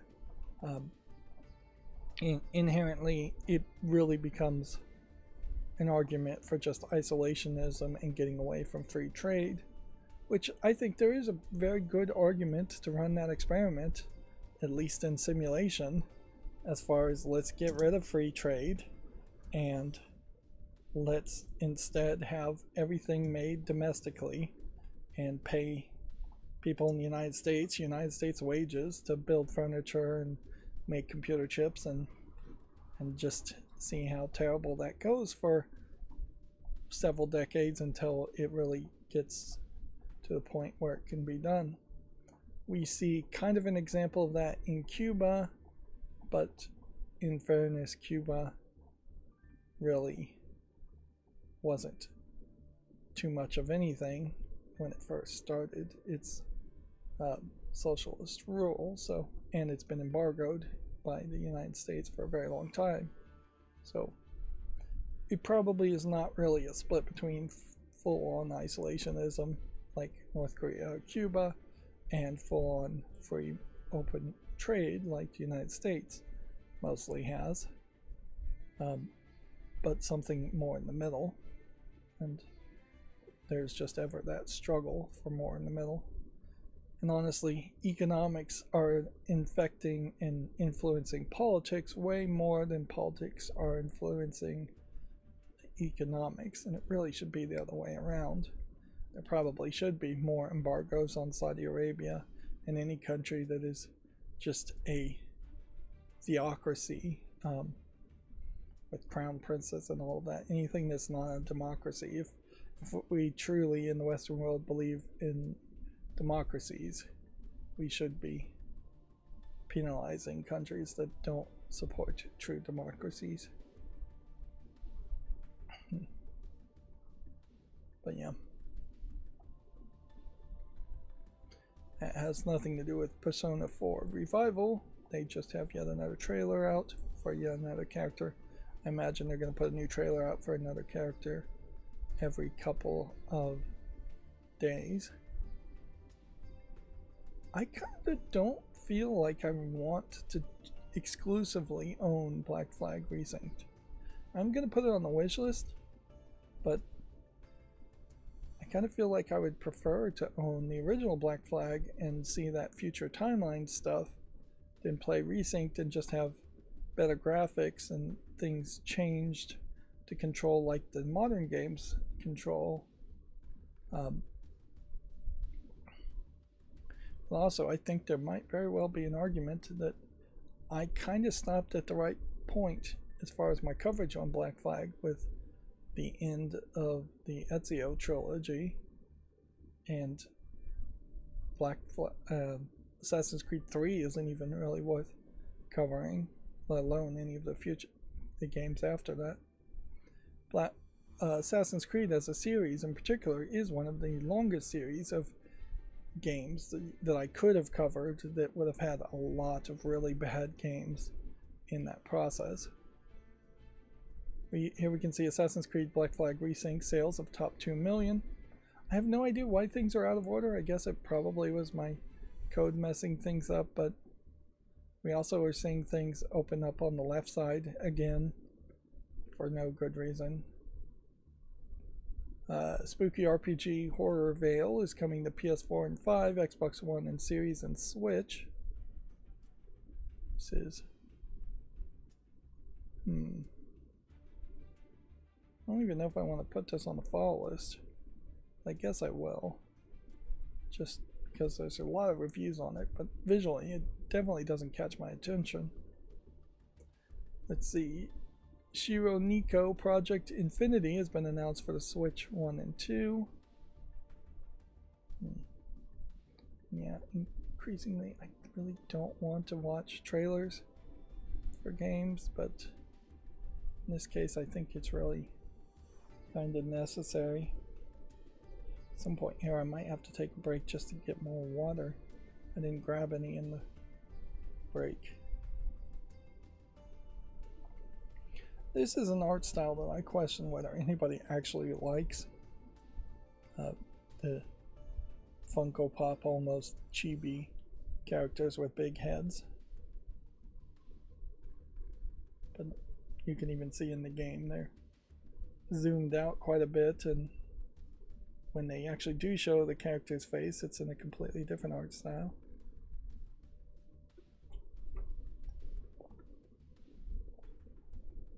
So yeah, best I can figure, this is a hack and slash action dungeon crawler, would be my guess, in which you have 3 anime girl supporters, maybe 4, that you cycle in to support you and do different kinds of attacks. And that there might just be some synergies between the different characters.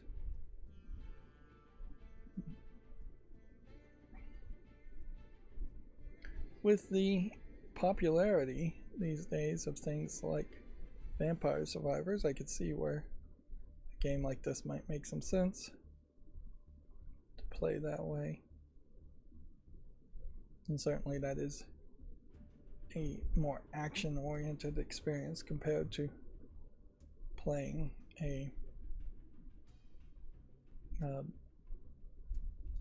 turn-based RPG type game. Alright, but I don't recognize the series at all. This week's Japanese game releases: Kyoto Xanadu, eBaseball Pro Spirit 2026, Cul-de-sac Begins, and more. Must be baseball season. Certainly not anything hugely recognizable, though. It is definitely feeling like more and more things are getting released digitally only. Super Yano Man collection has been announced for the PS4 and 5 and Switch and PC. Which, yeah, there's, I assume, just a collection of old Japanese, I would assume, shoot 'em up games. No, I guess it's JRPG games.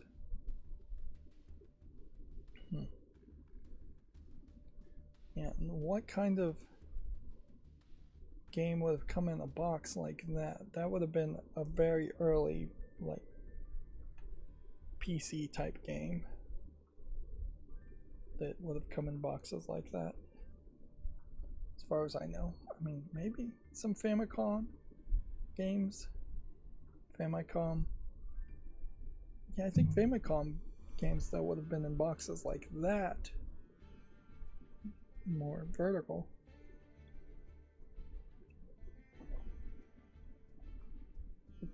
So suffice it to say, these are old things. I did watch an interesting editorial on how animes, isekai animes in particular nowadays, always have like a video game RPG type interface in them when they're set in fantasy worlds. And they make an interesting argument that the fantasy genre itself really was established in Japan through JRPG fantasy games. And so the very core building block of all fantasy in the minds of Japanese are fantasy video games. And so when they make an anime in a fantasy world, it's just assumed that it will have a video game interface, even though a lot of times that does not really make a lot of sense. That you would be taken to this new fantasy world and then immediately there is some kind of video game interface into it that, to my Western mind, would make me think that I was in a simulation or something. And in the case of Sword Art Online, yes, you are in a virtual simulation, so it does make sense to have an interface in that case. But in a lot of other cases, there's just like no reason why you should have a hard magic system that is depicted via JRPG interfaces. It should be depicted through like scrolls and learning and books and things like that.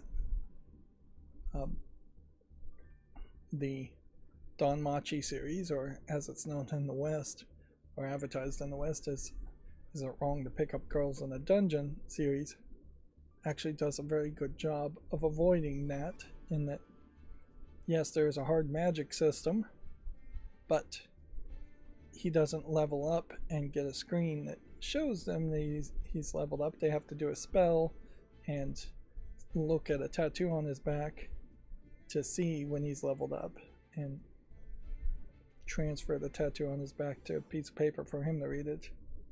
I don't know why we're looking at the Bomberman collection here, but it is rated very positively. It's worth pointing out. Super Bomberman collection update to add Super Bomber Panic Bomber W on August 20th. Interesting. You would have thought a collection would have had all of the games that are Bomberman games, but in fairness, it is probably the case that there is a whole bunch of Bomberman games out there, and so the idea of it being updated, and it feels like these trailers are direct commentary on the elimination of discs, and that they are making a big deal of showing 3D renderings of the box art of what the games would have originally come in,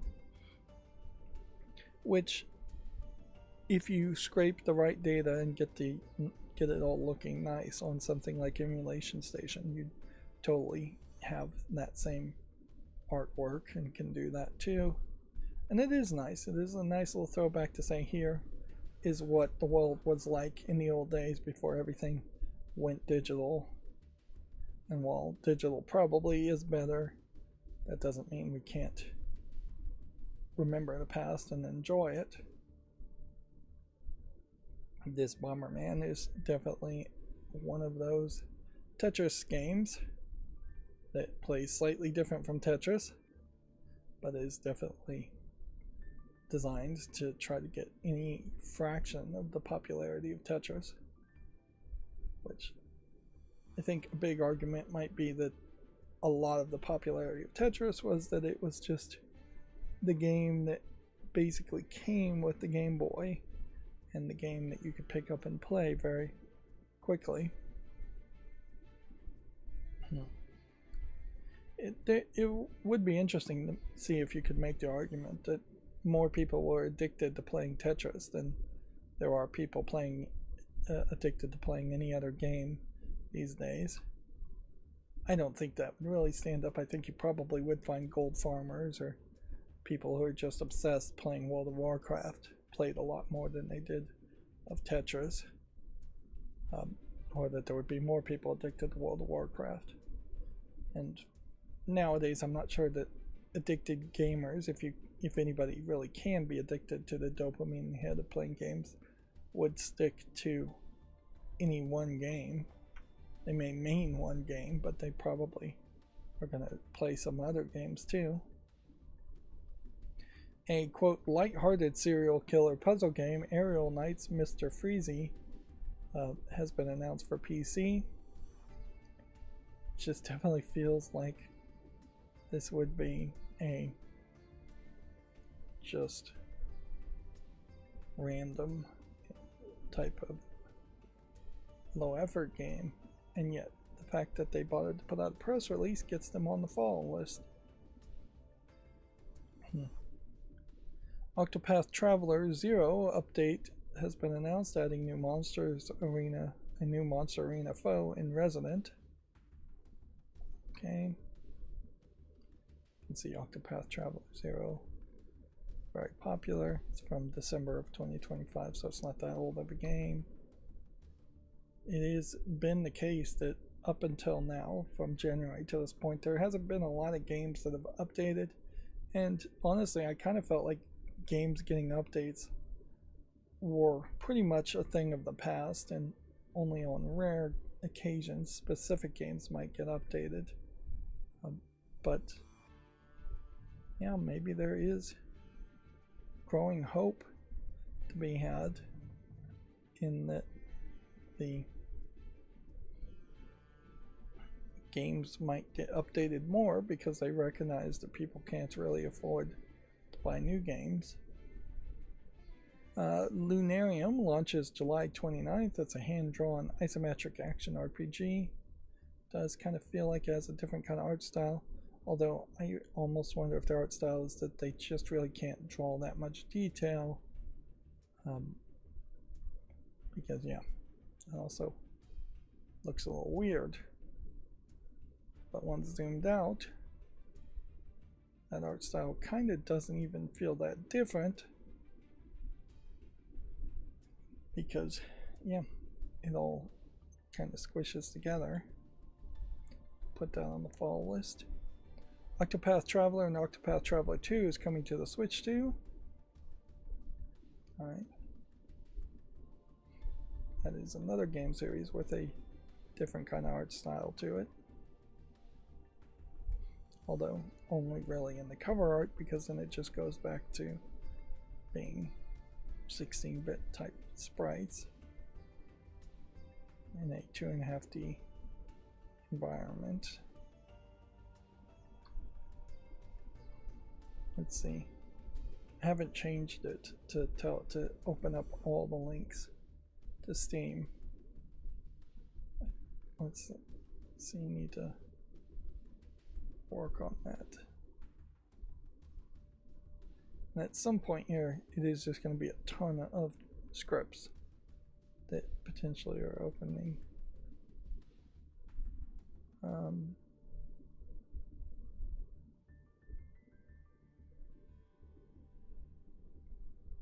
Yeah, I don't even see one.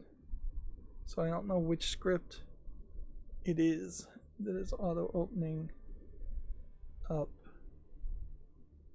this Steam links.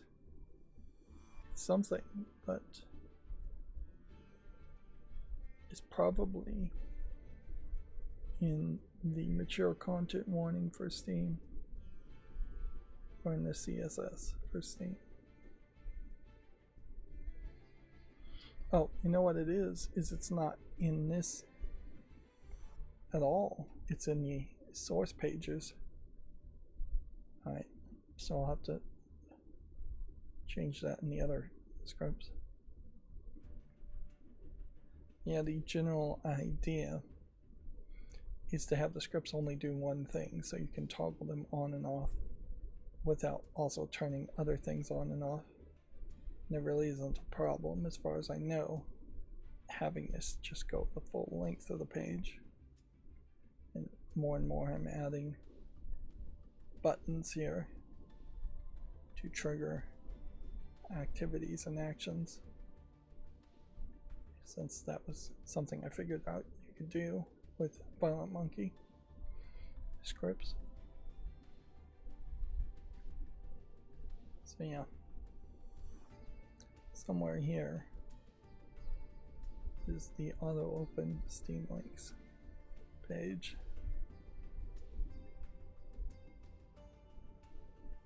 Let's see. K is less than 3. We'll just go with K is less than 11. And that should fix it. And that's an example of older code that I'm trying to get a lot better at labeling values instead of just using letters. But yeah, there definitely are some coding formatting style guide things that I was not taught originally, and so my first instinct definitely is to be lazy and keep things small, and that just overcomplicates things and makes problems for the future version of me. And yeah, I'm trying to break myself of those habits and just have more labeling of things properly, more documentation, more better code that humans can understand and work with. Moving on, Ketsu Battler Major Update Series 2 launches July 30th alongside DLC character Kaiden. This is weird, you have people with Joy-Cons on the back of their pants. I wonder if Ketsu means butt, and you're supposed to be bumping your butt back and forth. Let's watch this trailer just to get a general idea of what this game is.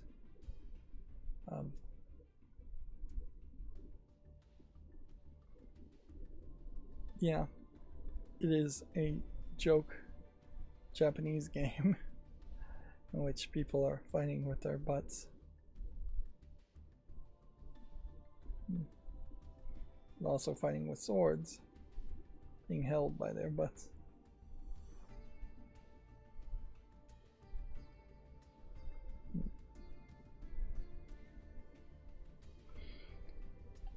You gotta really hand it to the Japanese, though, as far as committing to a joke or being willing to take a joke to a full point. Whereas in the West, if somebody's gonna make a joke game, they would still treat it seriously and still try and sell it and make money from it, and they would never admit that it's just a joke game. Or they'd make a joke game that is just like a game jam game that only has a couple of days worth of programming in it.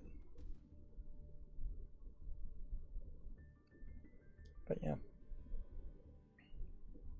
certainly it does feel like the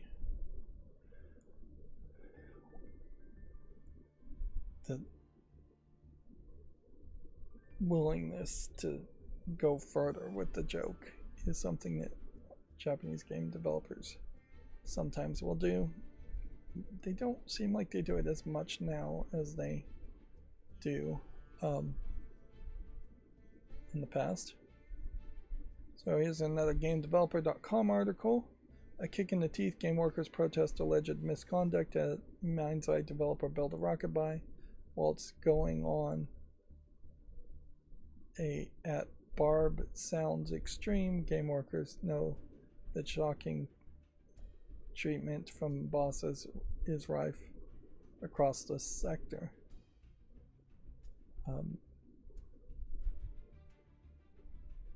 Well, this is a weird way to phrase this. This almost feels like an AI wrote it. Whilst the goings on at Barb, as in Build a Rocket Boy, sound extreme, game workers know that shocking treatment from bosses is rife across the sector. Honestly, I suspect that is very true, and I definitely feel like there is a need for unionization to happen. It needed to happen a long time ago. There is certainly an issue here, and there's not as much solidarity as you would want, as you have a flag that I have no idea what this means, but it looks like a pride flag. Then you have a red flag, then you have a white sign, then you have a yellow sign, yellow and blue sign, then you have a red sign. None of these people are wearing the same colors. None of them seem to be in any kind of unified front. Sure, if you don't have a union or your union just formed, you may not have union shirts to hand out to everybody, but at the very least you could say wear the same color other than black, because if everybody wears black, it doesn't look like you're intentionally wearing the same kind of thing. Or, yeah, certainly flags and posters need to be kind of made in a uniform way. And I would also argue not quite enough people to really need a megaphone. A lot of times, at least in the United States, permits to use megaphones are denied, and so you are not allowed to use megaphones, and otherwise you'll get arrested for disturbing the peace. And certainly the police are the only people in the world that are unionized in the United States that are actually anti-union. But yeah, you're going to be blasting out people's ears using a megaphone like that. Alright. Moving on, no case should remain unsolved for PS5 launches August 19th. You can see that this is overwhelmingly positive, although frankly it does just kind of look like a mostly text-based thing. Which this is the kind of thing that if I do get to the point of doing a wishlist cleanup, which would probably be 6 months from the time I finish a follow list cleanup, I might very well want to sit down and say, hey, do I want to read this much text? Or am I just fooling myself in thinking that I'd ever play that? Star Ocean 30th anniversary live stream is set for January 19th, according to Komatsu. We can see this Star Ocean, the second story R, is very positive on Steam. I have no idea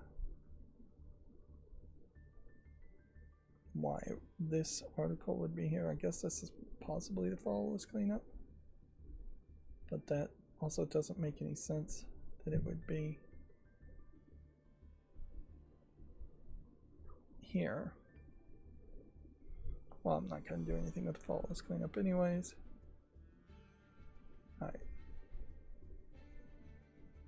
So I just have to assume that nothing got opened. Okay. As far as new games that came out on Steam,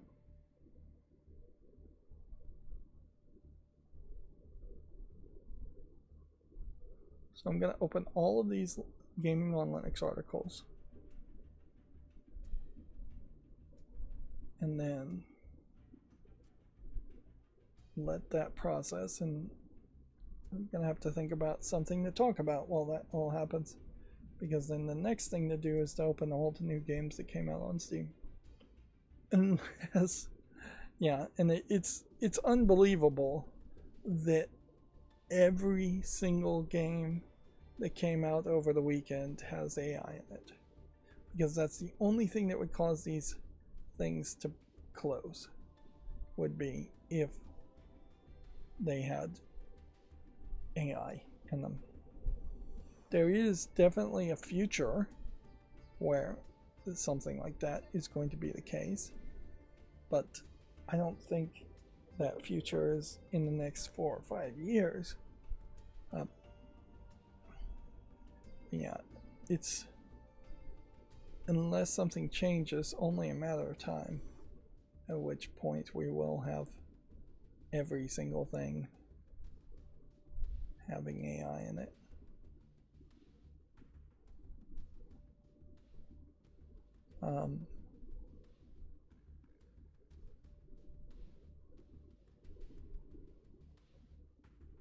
I've got to find that tab.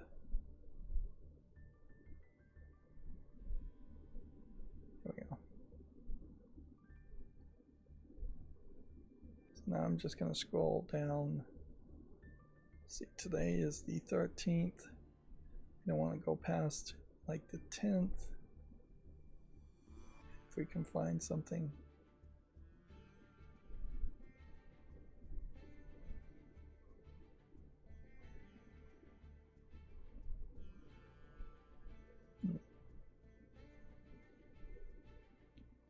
Right, that was 50 tags.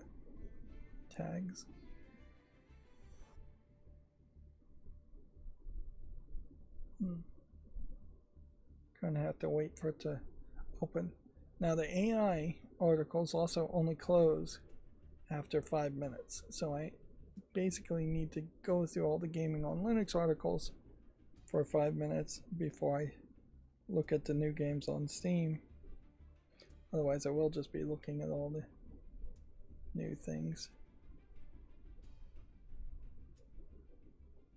So I'm just waiting for these all to load to see where it stopped.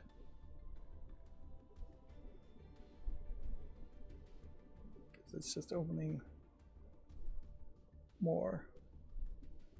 They're also kind of not alphabetical, so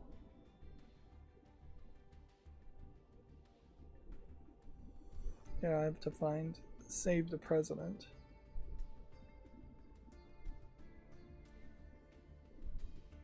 Throughout this list. There we go.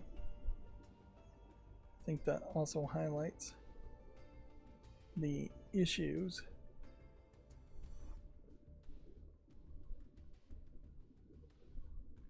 you'll run into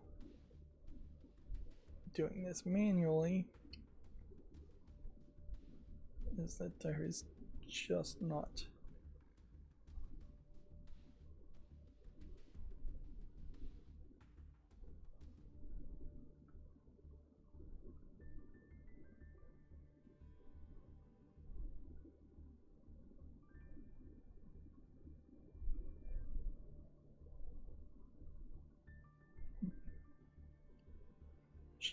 an easy way to deal with all of this.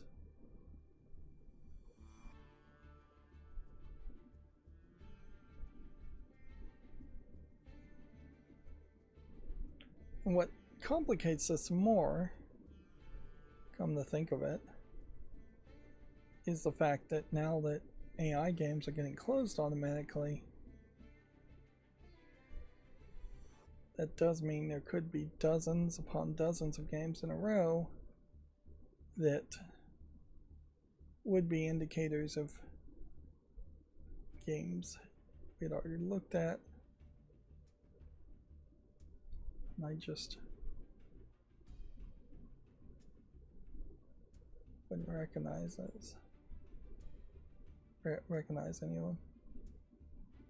That 100 cats in Brussels very possibly is the point of things we've already seen.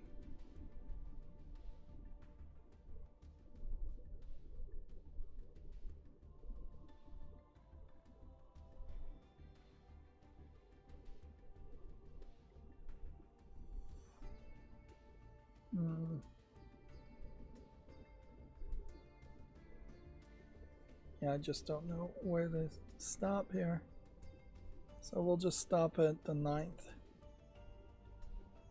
So that should open up way more than need to be opened up.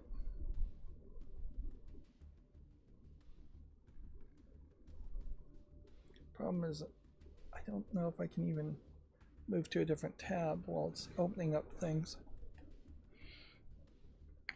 So yeah, this is the reason why I need to work on my new news opening macros. Like, I need these kinds of mistakes to never happen, because these kinds of mistakes compound the crappiness, for lack of a better term, of these streams, and I want these streams to be a lot better than they are. But I really don't have a great way of knowing how to do that. And if they can't be better, at the very least I want them to be shorter, and these kinds of mistakes definitely make them longer.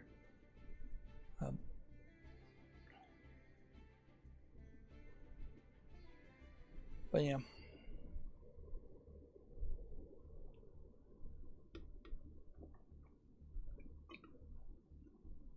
There goes the last of my water. Honestly, it probably would make some sense to just take a break right now and go get some water. Alright, yeah, I think that's what I'll do. I will be back in just about a minute.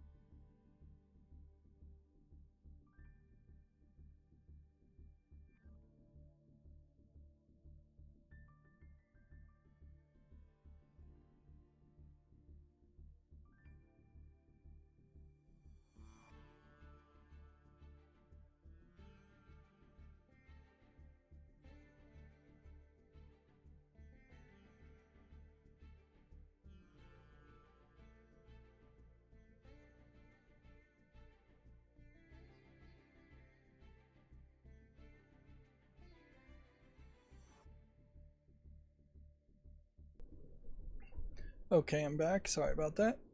One of the things about how I'm probably going to end up changing the way the news links are opened is going to be a case of things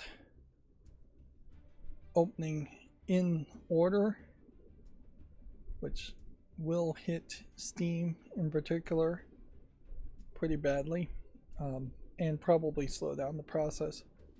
The way my macros work right now is they try to open like from one website, then another website, then another website. That way no one website is getting hit too hard while still moving fast. That's kind of in parallel. The problem with that is it requires a lot of jumping around. I'm not sure that kind of jumping around can really happen. Yeah, I don't know if there is a JavaScript way. Yeah, let's just ask that question. As I'll just make a YouTube short on this game. Here we have another Total Warhammer game. Let's see, can JavaScript change focus to a different tab? I think the answer will probably be no. No, JavaScript cannot change focus to a different tab in the web browser. The focus management capabilities of JavaScript are limited to the current window and active elements within it.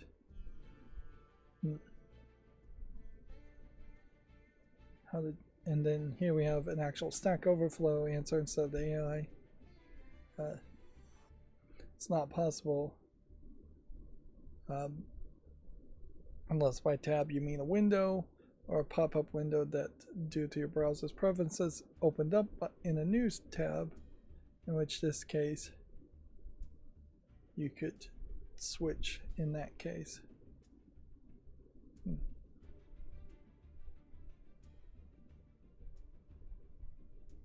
In which case, yes, you can. So the answer is no, but yes, in a rare situation, which is exactly what I thought was going to be the answer, is that the security things won't work particularly too well there. That might still work in my case, but I'm not sure for certain. I would like to maintain that parallelness because it will speed up the whole process overall, although it may not really matter because since I implemented the idea of running the macro after 10 a.m. and just starting the macros to wait till 10 a.m. the night before, there's no longer really a situation where I am waiting on it to do anything. I just start it the night before and then go to sleep, and then it's opened the next day. Yeah, I guess I'll make it short on that one. We can see Doom the Dark Ages is very positive. Let's see. Final Fantasy Resonance is not out yet. This is another one that's already out. Some of these are because of an article, I think. Yeah, they've got to be. So, Gaming on Linux says a Stone Age 4X game Folk Emerging arrives August 26. I'm pretty sure I opened all the links on the first page of this, so I don't think there's too much more that needs to be done at the moment. I'll drag this tab just in case I'm going to use it. Theoretically, if I can get all of the code working for one page, it might very well be pretty instantaneous to get it to work for all the different sources of pages. Let's see. Doom the Dark Ages and Digimon Story Time Stranger have de novo DRM removed. This is pretty typical in that de novo charges basically on a monthly basis, and after the launch window, these game companies don't want to keep de novo in it and pay the extra money. So it must be quite a bit of money, too. Shipopolis is a cozy Anno-inspired city builder with a demo live. Total War Warhammer 40k looks explosive in new footage. And we have a game called Goblin Attack.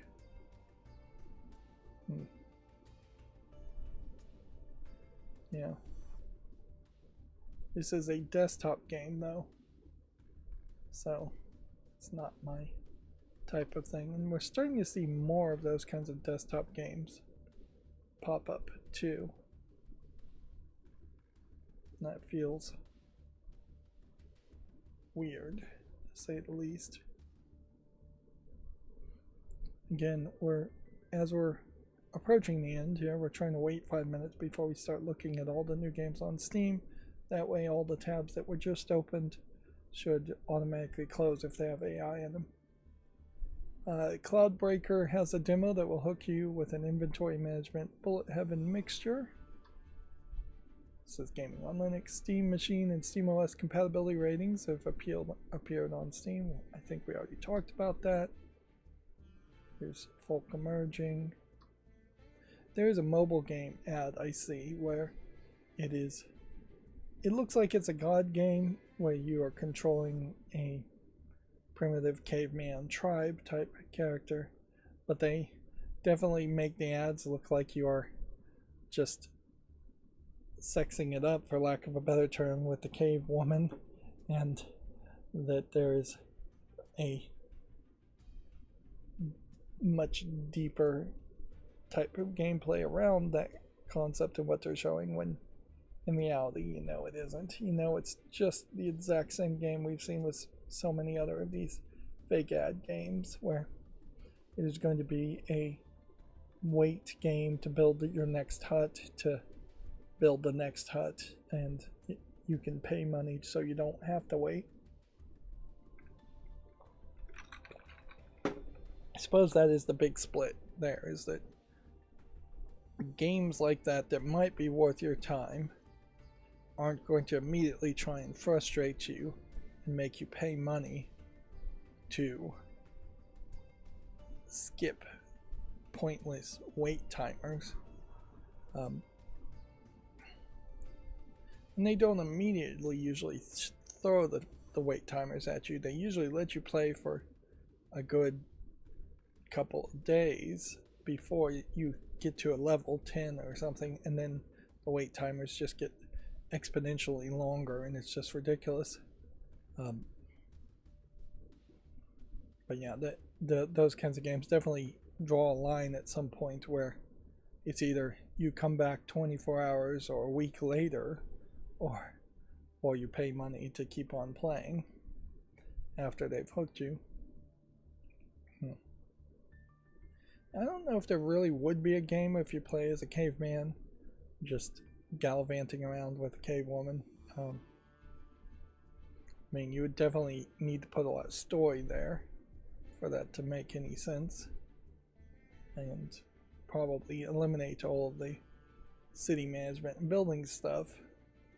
Would probably be something closer to Horizon Zero Dawn or Horizon, if that was the case, which I suppose you could make a game like that. And yeah, they kind of are working on a game like that, although I'm not sure that game is actually going to come out, the one with Vin Diesel.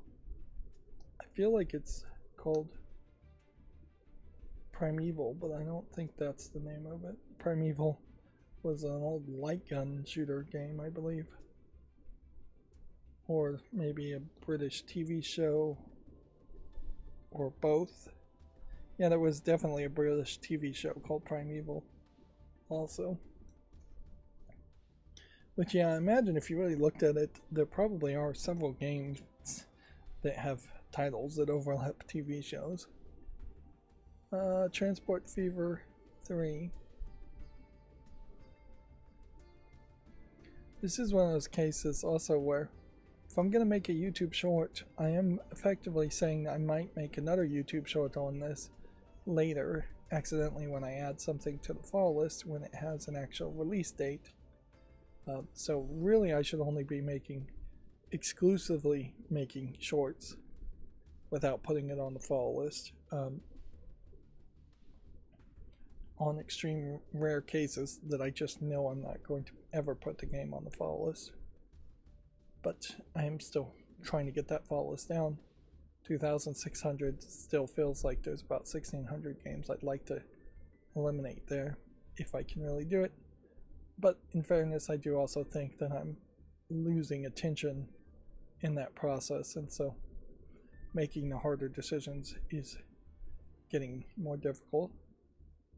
Palworld 1.0 is here with lots of new content. Does seem to me like people are really enjoying Palworld 1.0. You manage a floating ship city on a sentient alien planet in Rogue Carrier. Transport Fever 3, devs showcase new features and vehicles. The great RTS game Tempest Rising has a big The Yeti's Wrath DLC announced.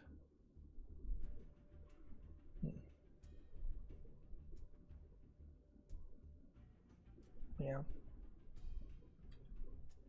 Put that on the file list. Marvel Rivals is a free-to-play game, Season 9, which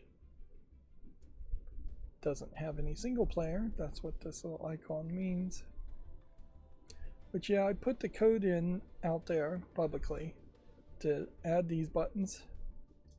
But yeah, you would have to basically fork the code and modify it yourself if you didn't want it to automatically update and include the buttons that I have. Which, yeah, they are custom for me. Definitely a lot of people won't have a problem with online PvP games or early access games or pre-order games. And so those buttons might be pretty useless to you. Although, in fairness, it is just going to be there, whether you pay attention to it or not. And in fairness, also, I have the vertical layout here at 120 zoom.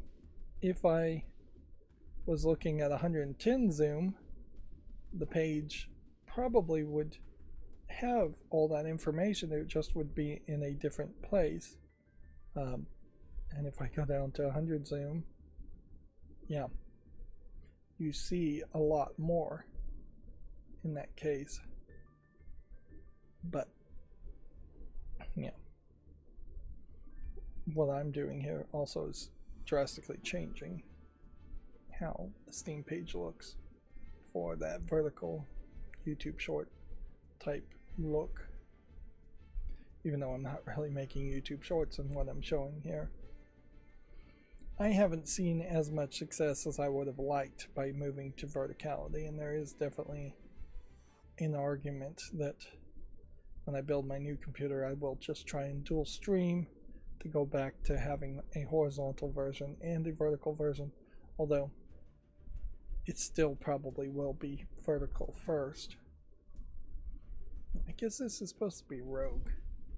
Marvel Rivals is the ones with the characters that tend to have really broad backs and big chests for the male characters, and then just kind of a weird art style for all the characters in general.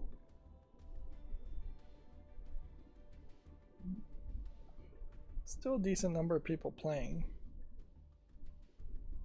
Marvel Rivals. Marvel probably helps it a little bit there, but in the last 30 days it is mixed reviewed. Whereas in the last 30 days, Palworld 1.0 is very positively reviewed. Let's see. Wine 11.13 arrives with better support for input pointers and more. That is interesting. That might help in specific things like Photoshop and stuff like that.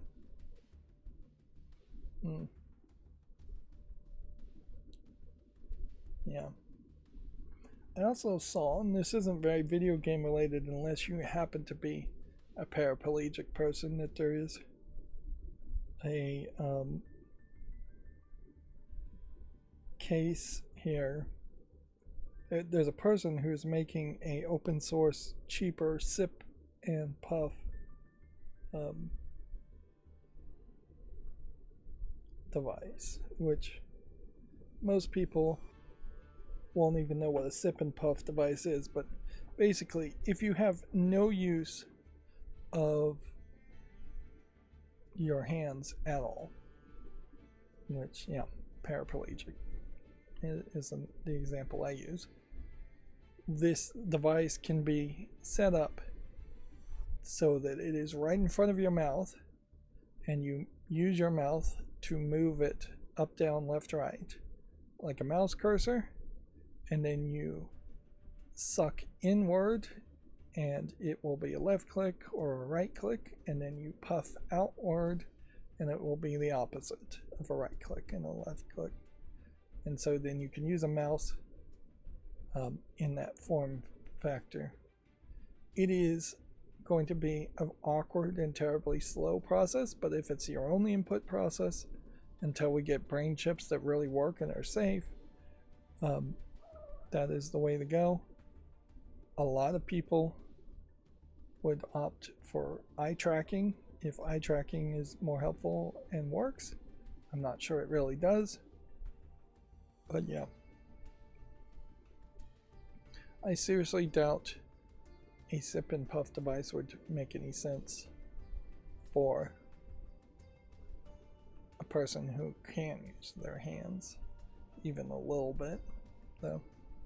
Although I did see another project where it's taking ultrasonic scans of your tongue and talking, just whispering or thinking to yourself and talking in a whisper could be picked up using that device, which maybe that would be an interesting thing, but also I don't know if you really want constant ultrasonic scans of your tongue through the bottom of your chin going on. These are almost certainly not the ways of the future as far as input devices go. I doubt we'll even get an ability to talk to controllers or computers. I think we have yet to see an example of that really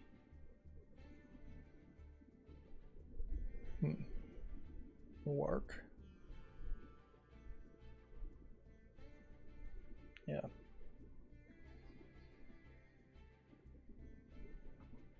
And increasingly, I guess if these games just don't have release dates, I'm just not going to do anything with them. Okay, so Valve fixes up Marvel Rivals on SteamOS and Linux with a Proton hotfix. Cool. Steam Beta adds a Steam Machine verified information to the interface. Where? Yeah. Then some remote play stuff.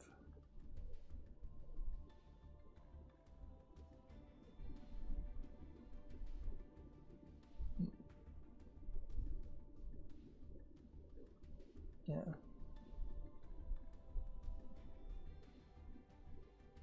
Not sure where. The Steam Machine information. Steam Machine compatibility, I guess, goes here when you click on the game info tab of a game. And then there's a little icon over the game that's square if it is compatible with the Steam Machine and been verified, I guess. But then this also says a circle with a line through it, so I wonder if that means that that means it's not Steam Machine compatible.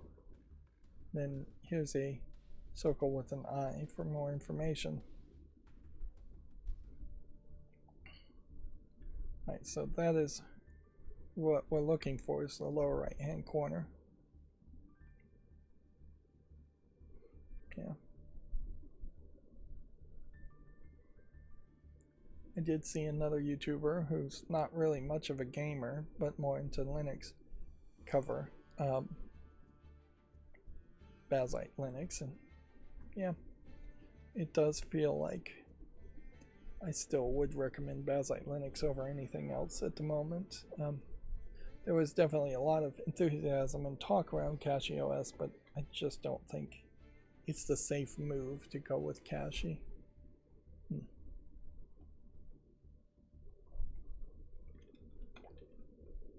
So there was this, felt like it ran for about a year, podcast called Dual Boot Diaries, where it was people who had never tried Linux trying it, or hadn't tried Linux in a long time actually, tried it and said they jokingly said they were going to delete one partition when they were done, and then they really didn't delete one partition. One of them deleted a virtual machine and didn't even do it the right way. But yeah, the other one just deleted the folder. In the end, they did say they are perfectly happy to stay on Linux if it was left up to them, but they've got some kind of business reason because they're in tech reporting that they are still needing to use Windows. So it is really the expected outcome for a lot of people, is that they may love to move to Linux, but there will be just that one thing that holds them back, or their job holding them back onto Windows, which has been the same problem with Windows for decades, is that the only reason people stick with Windows is because some legacy software just doesn't work, or they don't think it works, at least on Linux. Moving back to Gaming on Linux articles, DLS updater 4.3.0 for Linux has grown into a full Proton upscalers panel.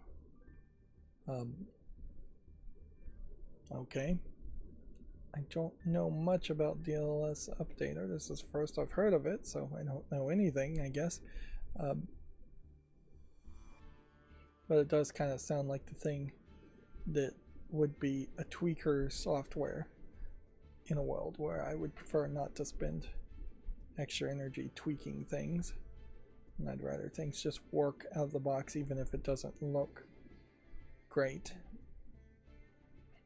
Blizzard fix up Diablo 4 crashing on SteamOS and Linux. Alright. Still haven't worked on my router, so I'm still getting ads all over the place. Though I don't know really why. It's just maybe I haven't turned on uBlock Origin, which can temporarily fix that problem. Yeah, just fine. I could have done that a while ago, actually. Now this is interesting that Diablo 4 has just managed to be completely removed from my consideration. I mean, is that accurate? Is that really the case?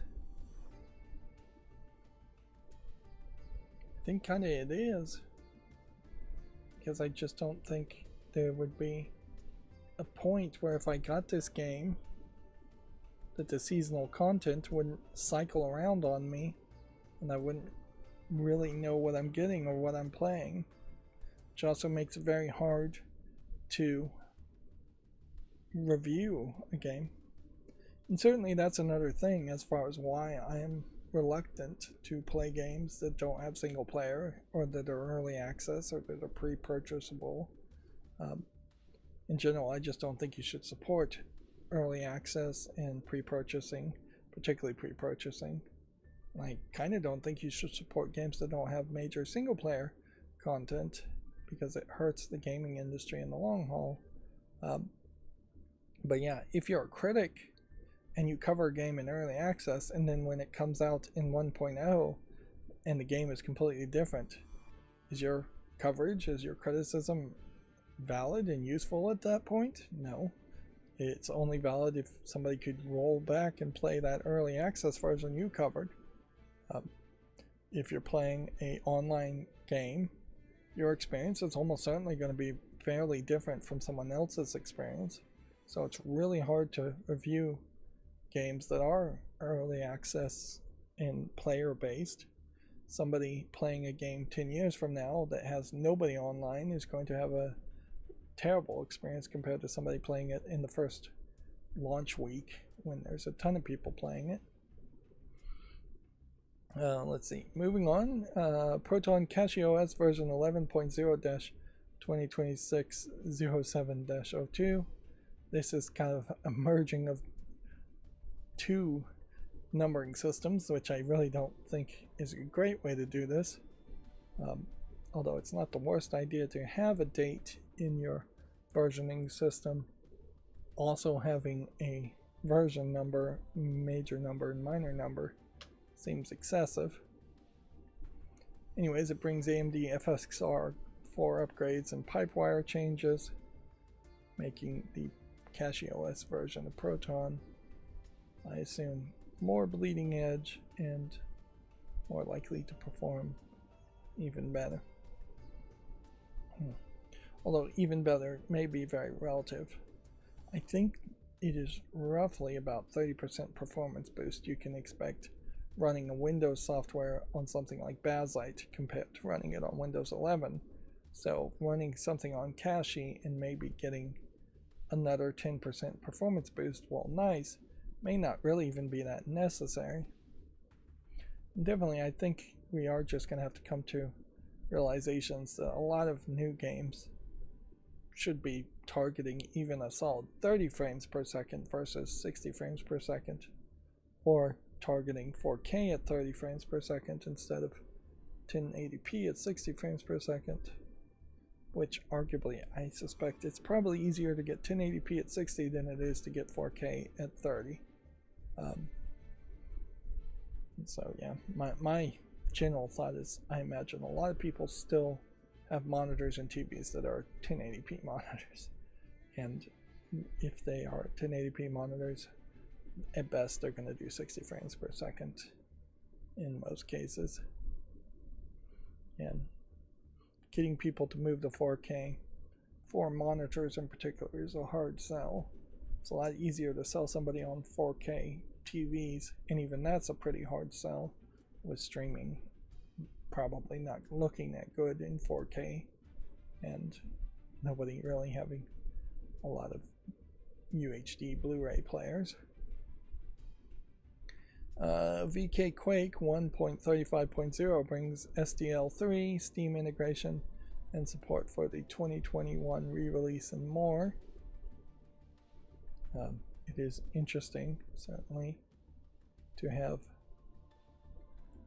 Quake still being supported as a engine port. Theme Hospital game engine Core6 TH0.70 has been released with UI scaling, accessibility improvements, and more. Yeah. Final Fantasy Resonance is SteamOS and Steam Deck and Steam Machine verified. Okay. In fairness, though, I suspect Final Fantasy Resonance is not really going to push things too hard. Right. So we can use the first viewed, first visited, to know that we did look at these games before. We may very well now be going through all of the new games on Steam. And so that kind of means I can just keep my eyes focused in this little square and just close things very quickly, and then that will help speed the process up. Obviously, a few of these games did make it to the fall list.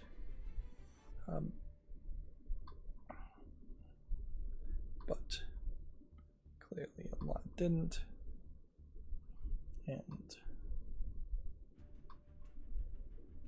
this is, I guess, a good way of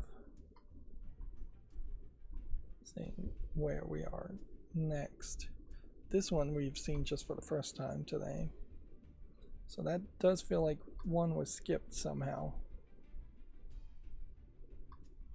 It is an interesting question as far as, could you remove the AI description warning on a page?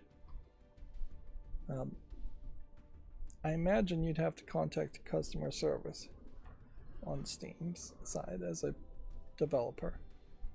But yeah, I wouldn't be surprised if you are going to see people decide it's not worth the hassle and just remove the one AI thing they did and make something different. Because while I have removed a ton of things that have AI in them on my fall list, according to the descriptions, if they're to actually be believed, which is a big if, a lot of them are just using AI for this art. Capsule art that they never really planned on making, or for one line of voice acting in text-to-speech type form. We may now be looking at new games here. I think we are.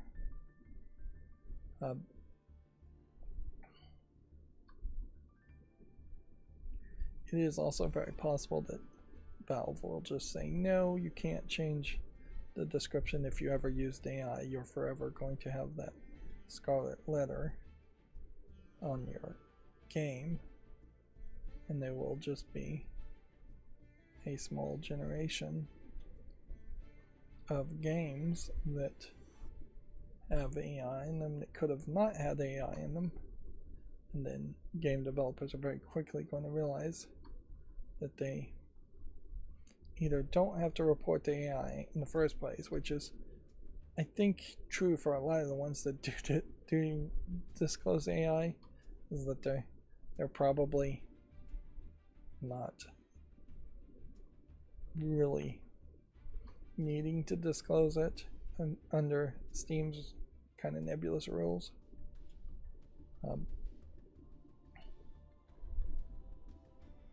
Yeah, you probably are just going to see a lot of people opt to not disclose it and then get called out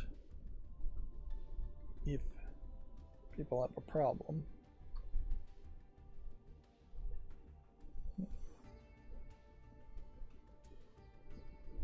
This is one thing I never really considered, is the idea of if something happens to be in the discovery queue and there happens to be a lot of tags being added.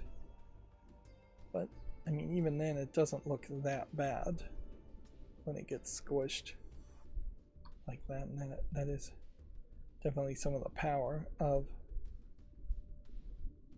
web pages being designed to just fit in any shape and wrap around and auto format itself, which would honestly be very hard to program without the work of a lot of other people doing those kinds of things, adding support for that kind of stuff, and HTML in general being designed to work that way. It definitely was the case in the old days, and even now games sometimes are designed to only really run in one resolution, and only that one resolution. There is still problems even with the Godot engine, even though I love to sing its praises. It is worth mentioning that it is still very much expecting you to establish a base resolution canvas size and not dynamically format your resolution to something else. Although, even for games, maybe it does make a lot of sense to just drop down the 640 by 480 to start with, and then once the game is up and ready, up and running, you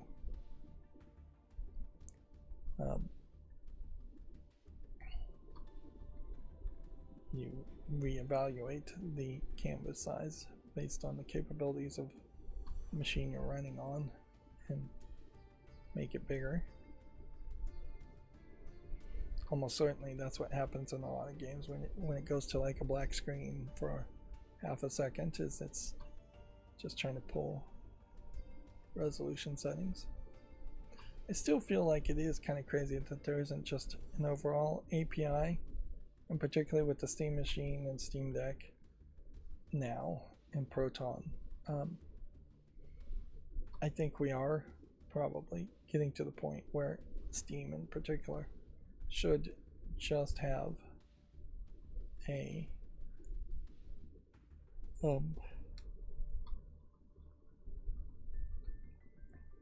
API and an overall global settings as far as what graphic settings are going to be enabled and set to.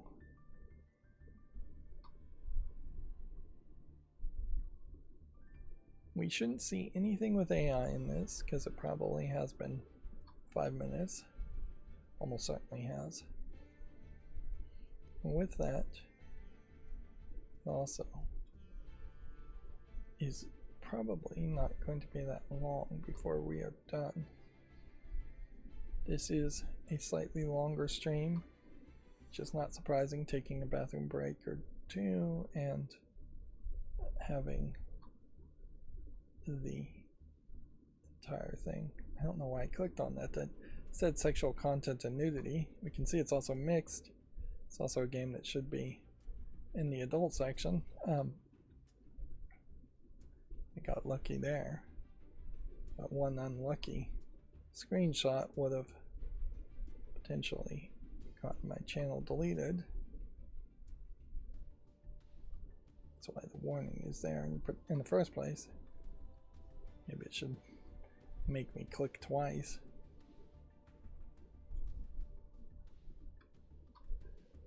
But yeah, I imagine there's less than 15 more games to go. Increasingly, I am reevaluating what looking at all the games on Steam does for me. It does help me stay more informed, certainly, but the concept of a hidden gem game does feel like it is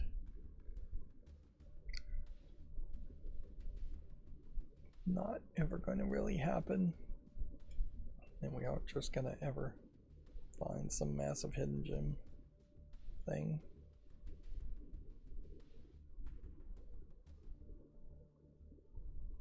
And the fact that I'm not eliminating games that don't have launch dates is really going to let me build up the follow list in the future to have a whole bunch of games.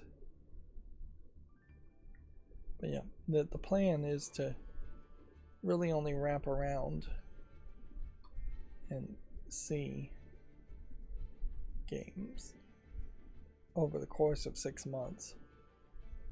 There's no real way to enforce that timeline, but that's the general thought. So if in 6 months something still hasn't released a release date,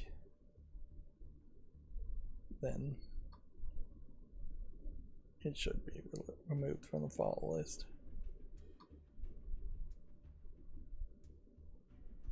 Particularly for these small games, it really just doesn't make sense to... I'm sorry, I'm yawning here. I barely woke up and already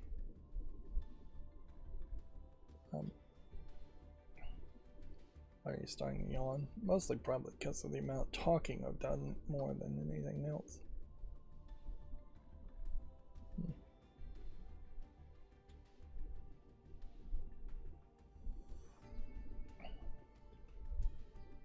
And I lost my track of thought, and I'm just going to decide to rush through the rest of this, hopefully, and be done. They are doing a fest for some kind of games. Not really that interesting. We didn't even see it advertised on the front page.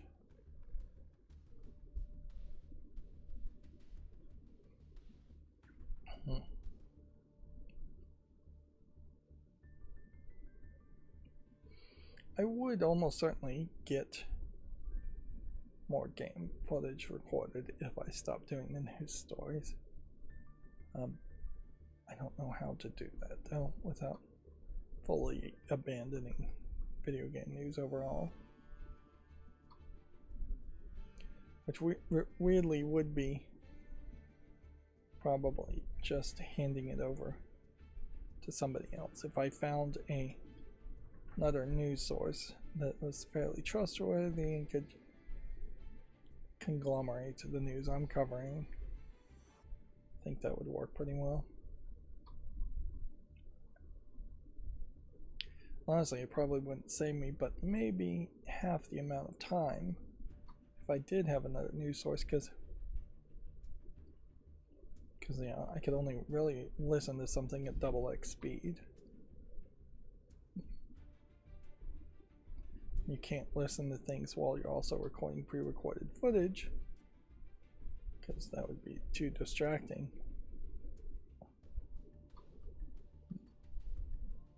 But yeah, it almost does make sense in my mind that if somehow my YouTube channel was successful enough, or if I was just hired, I suppose for lack of a better term, to be the manager of another YouTube channel,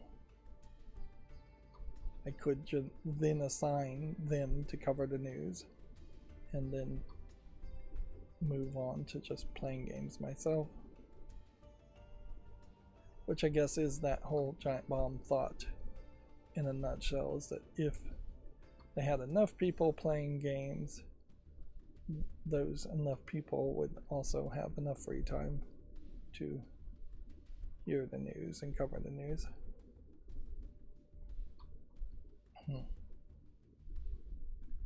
We are getting a lot of games that are getting fairly negatively reviewed quickly, which definitely I think implies that the summer is going on and more people are playing games at the moment.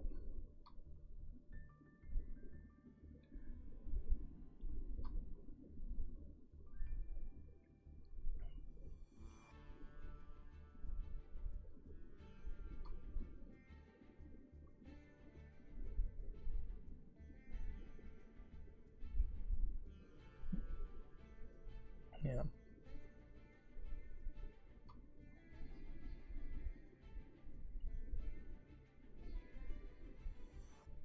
Need to probably put the hotkeys code public next, but I need to split the code up too, because the hotkeys to make the YouTube shorts, it's not something I particularly want to give away for free and would be useless to most people. Alright, well, we did still manage to stay under 3 hours. So even when disaster strikes nowadays, it's not striking so terribly. Yeah. Worst case scenario, I think what would be to happen right now is that my computer would reboot. It would automatically start another run of the follow list cleanup, open up 40 extra tabs, which really isn't that many, and then when I go to run my macro, it breaks, and we just have another stream like this that is a little bit slower and maybe a little bit clunkier. But yeah, that is the biggest disaster of the disasters that are likely to happen. There are, of course, bigger disasters, such as the computer just breaking completely. Which, yeah, I'd have a hard time building a new computer or fixing a computer right now if my current computer broke. Which, yeah, there are ways I could do it with a cell phone, but it would not be easy or fun. Anyways, that's going to be it for this stream. As always, I ask you to like, share, subscribe, comment, and watch as much of my videos as possible to get that watch time up. Thank you.